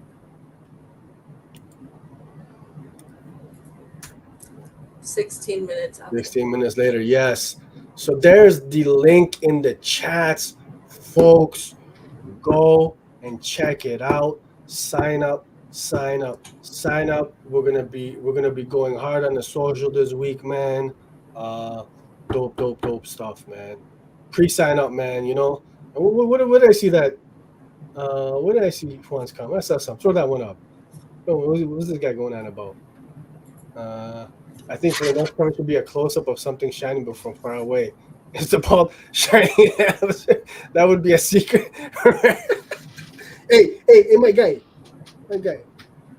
You never know. You never know what Rich is gonna cook up, man.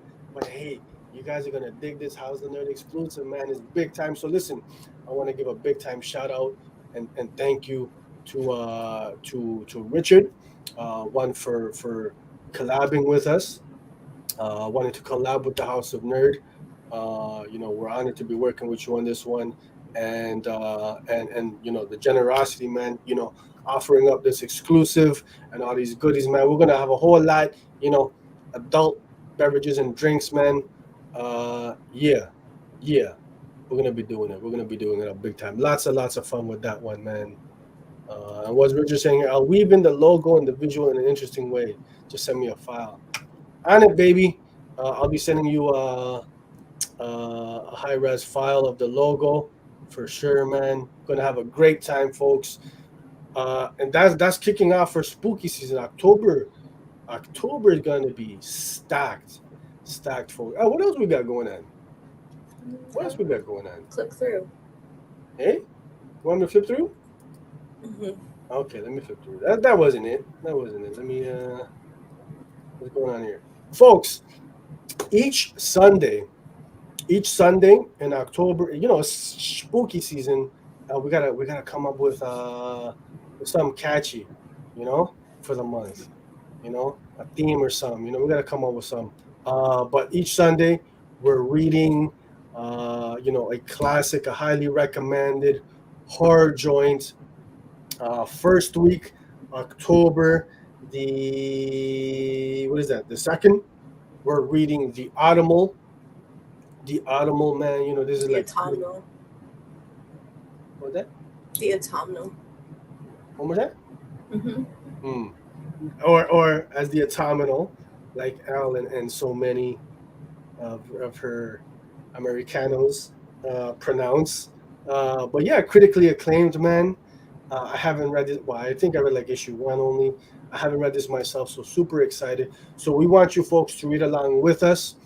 And I think maybe today or tomorrow we'll post the books that we'll be reading in the coming weeks to give you guys a heads up, so you can read and join in the discussion. But first up, next Sunday, The Autumnal. Excited for that.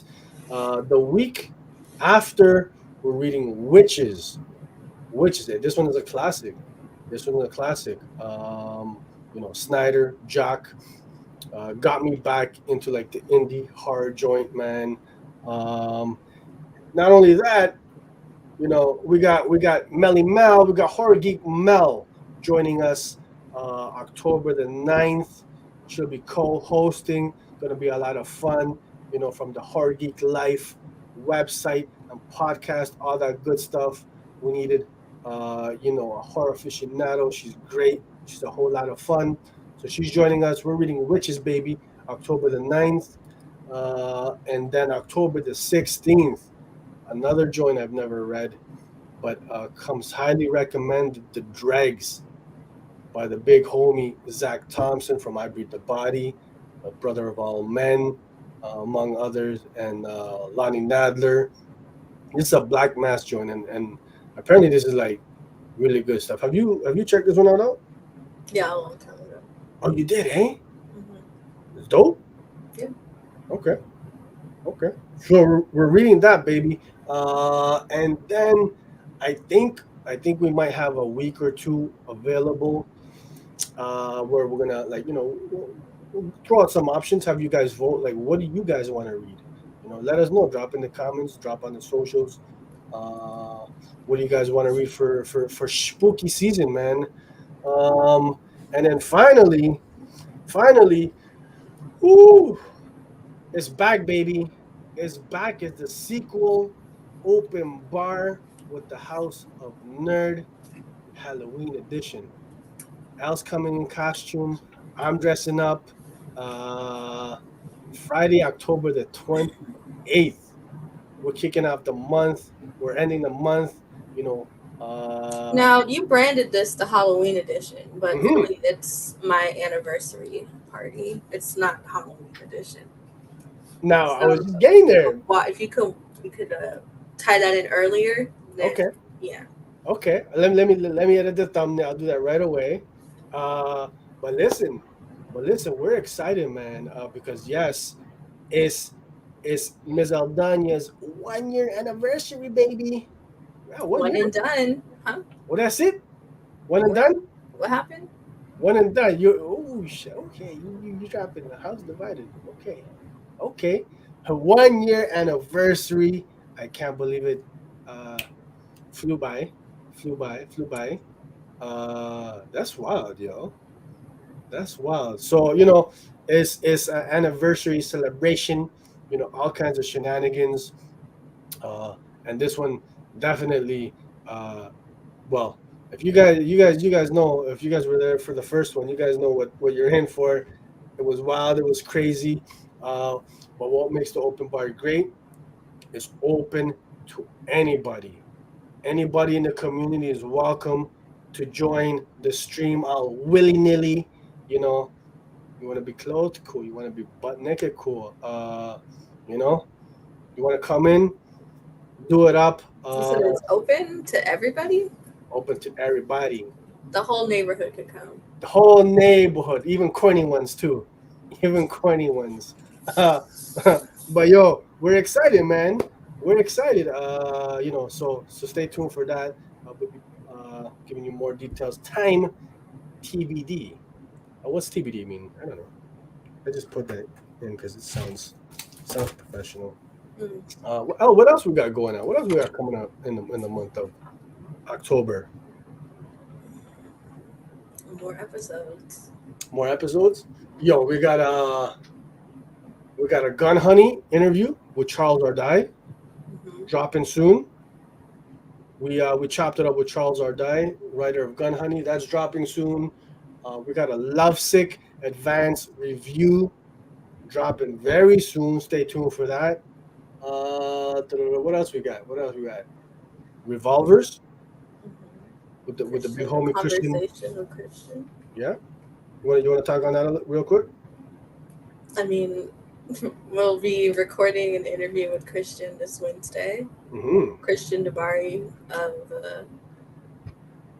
Rad Wraith and Tales Told a Technohar, Providence of Secrets, etc. Yeah. Colossus. And then, we had that interview with Charles, who was a lovely, lovely guy. Yeah, Charles is great. So smart, man. So be on the lookout for that. Yeah. We got something dropping with Tara soon. Ooh, that's right. What's going on with Tara? That's what it's called, actually. What's going on with Tara? That's so crazy you said that. I like that. You Yeah. got into it. Hey, listen, folks. We've been expanding the channel. We got some other dope stuff coming up. We got some stuff cooking, and then some other stuff that's still in plan and in flux. But if everything, pans out, man, like I said, October is super stacked. It's gonna be ridiculous. I'm gonna be cooked and burnt by the end of the month. We're not slowing down anytime, baby. Just getting started. And then Juanito saying, what's going on? The gang is going to NYCC. I will put in a good word of, hey, thank you, my man. Hey, you know what? I might have to, okay. I'm working on something, buddy. I'm going to hit you up in the DMs, boy. I might have to get a little something out to you, man. Going to NYCC. Dope. Enjoy that, my man. Hey, is there anything else before we get out of here? No. That's about it? Yeah, that's it. Yeah? I mean, we have Copper Drop, but we'll probably do it in the tweets. Oh, that's right. Copper Drop. You want to wrap it up or you want to do it? We can do it in the socials. Yeah. Yeah, we can do it in the socials. That's cool. Hey, Copper Drop, social. Unless whoever comments first, Briar or Old Dog go. Whoever comments one of them first, that's the Copper Drop winner. Briar or Old Dog? Briar or Old Dog, go.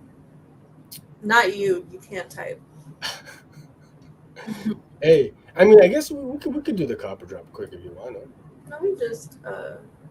I forgot. And Creep Show, I liked it. I don't feel like it. I feel like it was a little bit on the nose, compared to other stuff. I felt like. We did a video. I felt like, oh, hurry up! I'm about to piss myself. So if you could throw the video on. Okay, here we go, folks. Copper drop time, baby.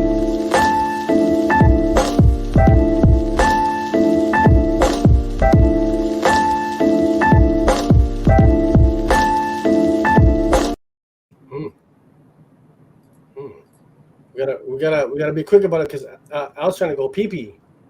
Creep Show, yeah. So it was a little bit on the nose. I felt like Hell is a Squared Circle fit more of the Creep Show vibes than the actual stories in it. I felt like they felt a little bit juvenile, but overall I liked it. I do think it's a good introduction to what Creep Show is for younger audiences, though.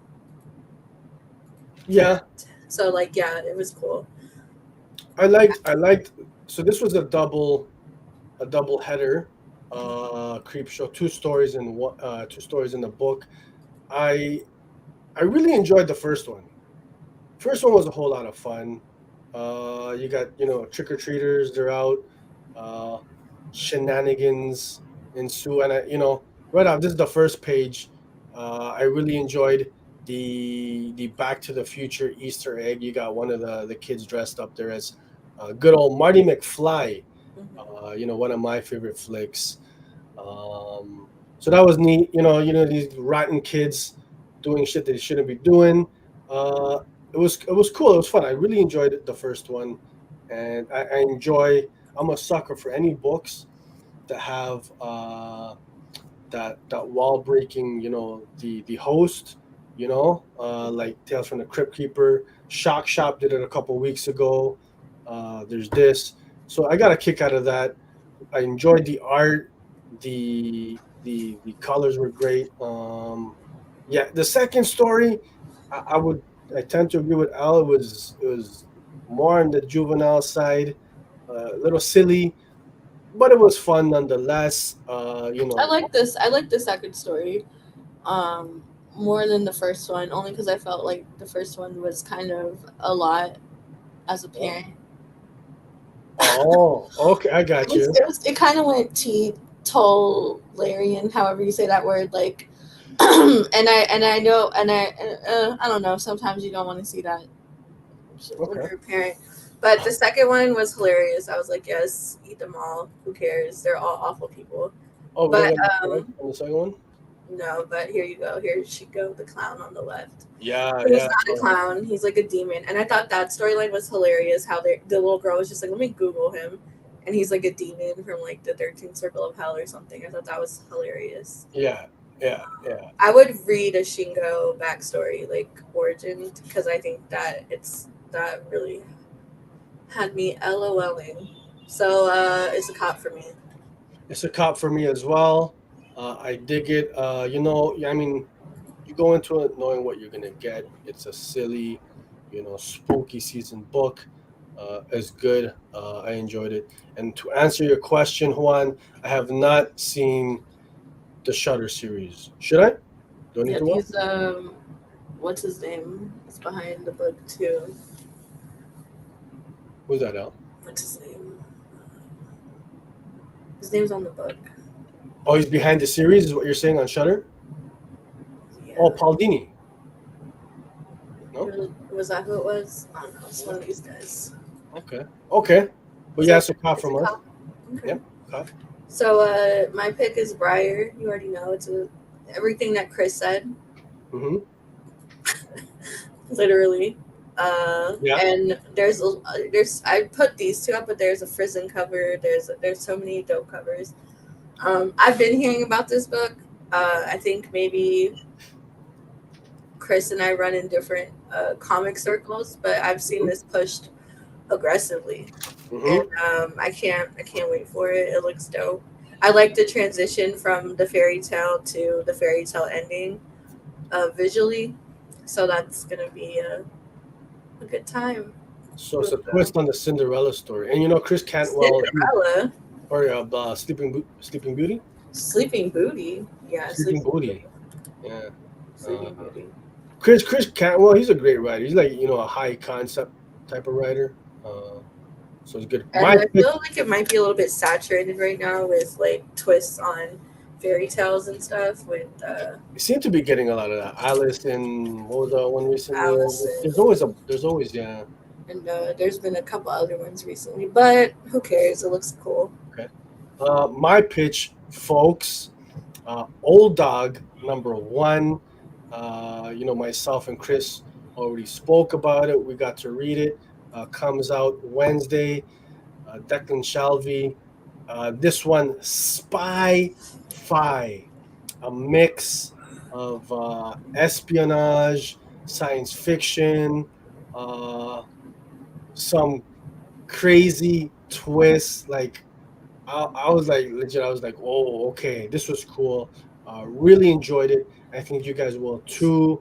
I think probably will not to knock on the other pick will be a little easier to digest.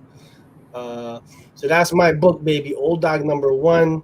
I know there's only a few still with us, but we got a vote or two. Let us know, or maybe me and Elle will just thumb wrestle for it, or we'll wrestle for real. Theme of the episode. You want to wrestle? Yeah. No. I don't have any limbs. Yeah, you don't got no limbs. No. Or you just a torso. Just a torso. What That's would why I don't come on camera. What would your wrestling name be? Body. Body. Mm-hmm. The Body. Mm-hmm. That seems very the Body. I don't know why, but that seems okay. The Body. Okay, isn't that Megan Thee Stallion's nickname? The Body. Yeah, or some no. She has a song called Body. Oh, okay. Okay, nobody wants to vote. Not a single one. Juan said Briar, so. Did I don't there? Oh, we really go with Briar? We're gonna do this? Mm-hmm. I'll make it easy on myself. I already read Old Dog. How'd you do that? Oh, there we go. It's a tie. It's a tie, baby. No, I said the first person. It's a tie. It's a tie. One more vote. I know there's someone out there. There's someone out there. Let me hit up my people before out this because I'm about to. Oh, we have a second vote for Briar. Get out of here. Get out of here. Man, I can't multitask. I can't hit up nobody, bro. Get out of here. Briar, you know what? I'll give it to Al. I'll throw you a bone. And I know Tara's watching. No loyalty, not voting. I see you, Tara. I feel like maybe I win by default because the first book you picked, I was running around trying to find slides for it, and I couldn't find not one interior image of it until I found out that it's because it was scrapped, canceled. Oh, that gym thing? Yeah, which is you were gonna pitch it, but I don't even know if you knew that it was like. Did you know that it was set in a world like of other stories? Like it wasn't.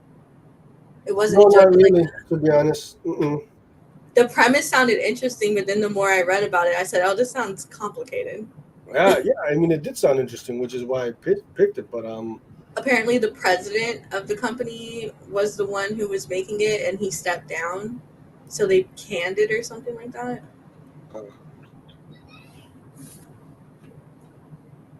You guys gotta vote. You gotta vote. You gotta vote, baby. If any of my peoples are watching, bro, just type it in, please. One time. We need the tiebreaker. And Al's gotta go pee too. I see you. I'm about to just leave. Oh wow. Wow. And we only rock with loyal people on this show, so Tara, you a real one. Okay. Tara has spoken. Oh, I've spoken on that. Wow. So we'll be reading Briar next week. Gee. Is it a regular episode next week? Okay. It is a regular episode. I can't believe I had my light out the whole time. Man, I dropped the ball on that. Yeah, we're reading the Automobile next week. Oh, Yeah, you mean you are? we are. I've already read it. It's got to be fresh in your memory. It is fresh in my memory. It's one of my favorites. I love Daniel Krauss. His writing. He has so many good books. He writes a lot with Richard Ramiro. I'm not familiar with Ramiro. You know, The Living Dead. Or Romero. Romero, yeah. Get your facts straight up. All right. Well, it's been real, y'all. And Wow, look at that, eh? Jeez, bro. Can't even say none, eh? Can't even say none. No. It's been decided. Tara voted Ruben because she's disloyal, no loyalty. Gonna have to have a chat after the show. Anywho, folks, hey, you guys are real ones, man. No, real time. I'm just playing. Appreciate, man. You guys stuck around, man. Over 2 hours. Had a great time with Chris. If you missed those announcements, watch the replay or stay tuned to the socials. We got super stacked October coming through. L, you ready? Oh, there you go. She hit it. She didn't even wait. Yo, thank you guys for hanging out. What's up, you gonna say bye-bye? Bye. Come on, a little gumption, Al.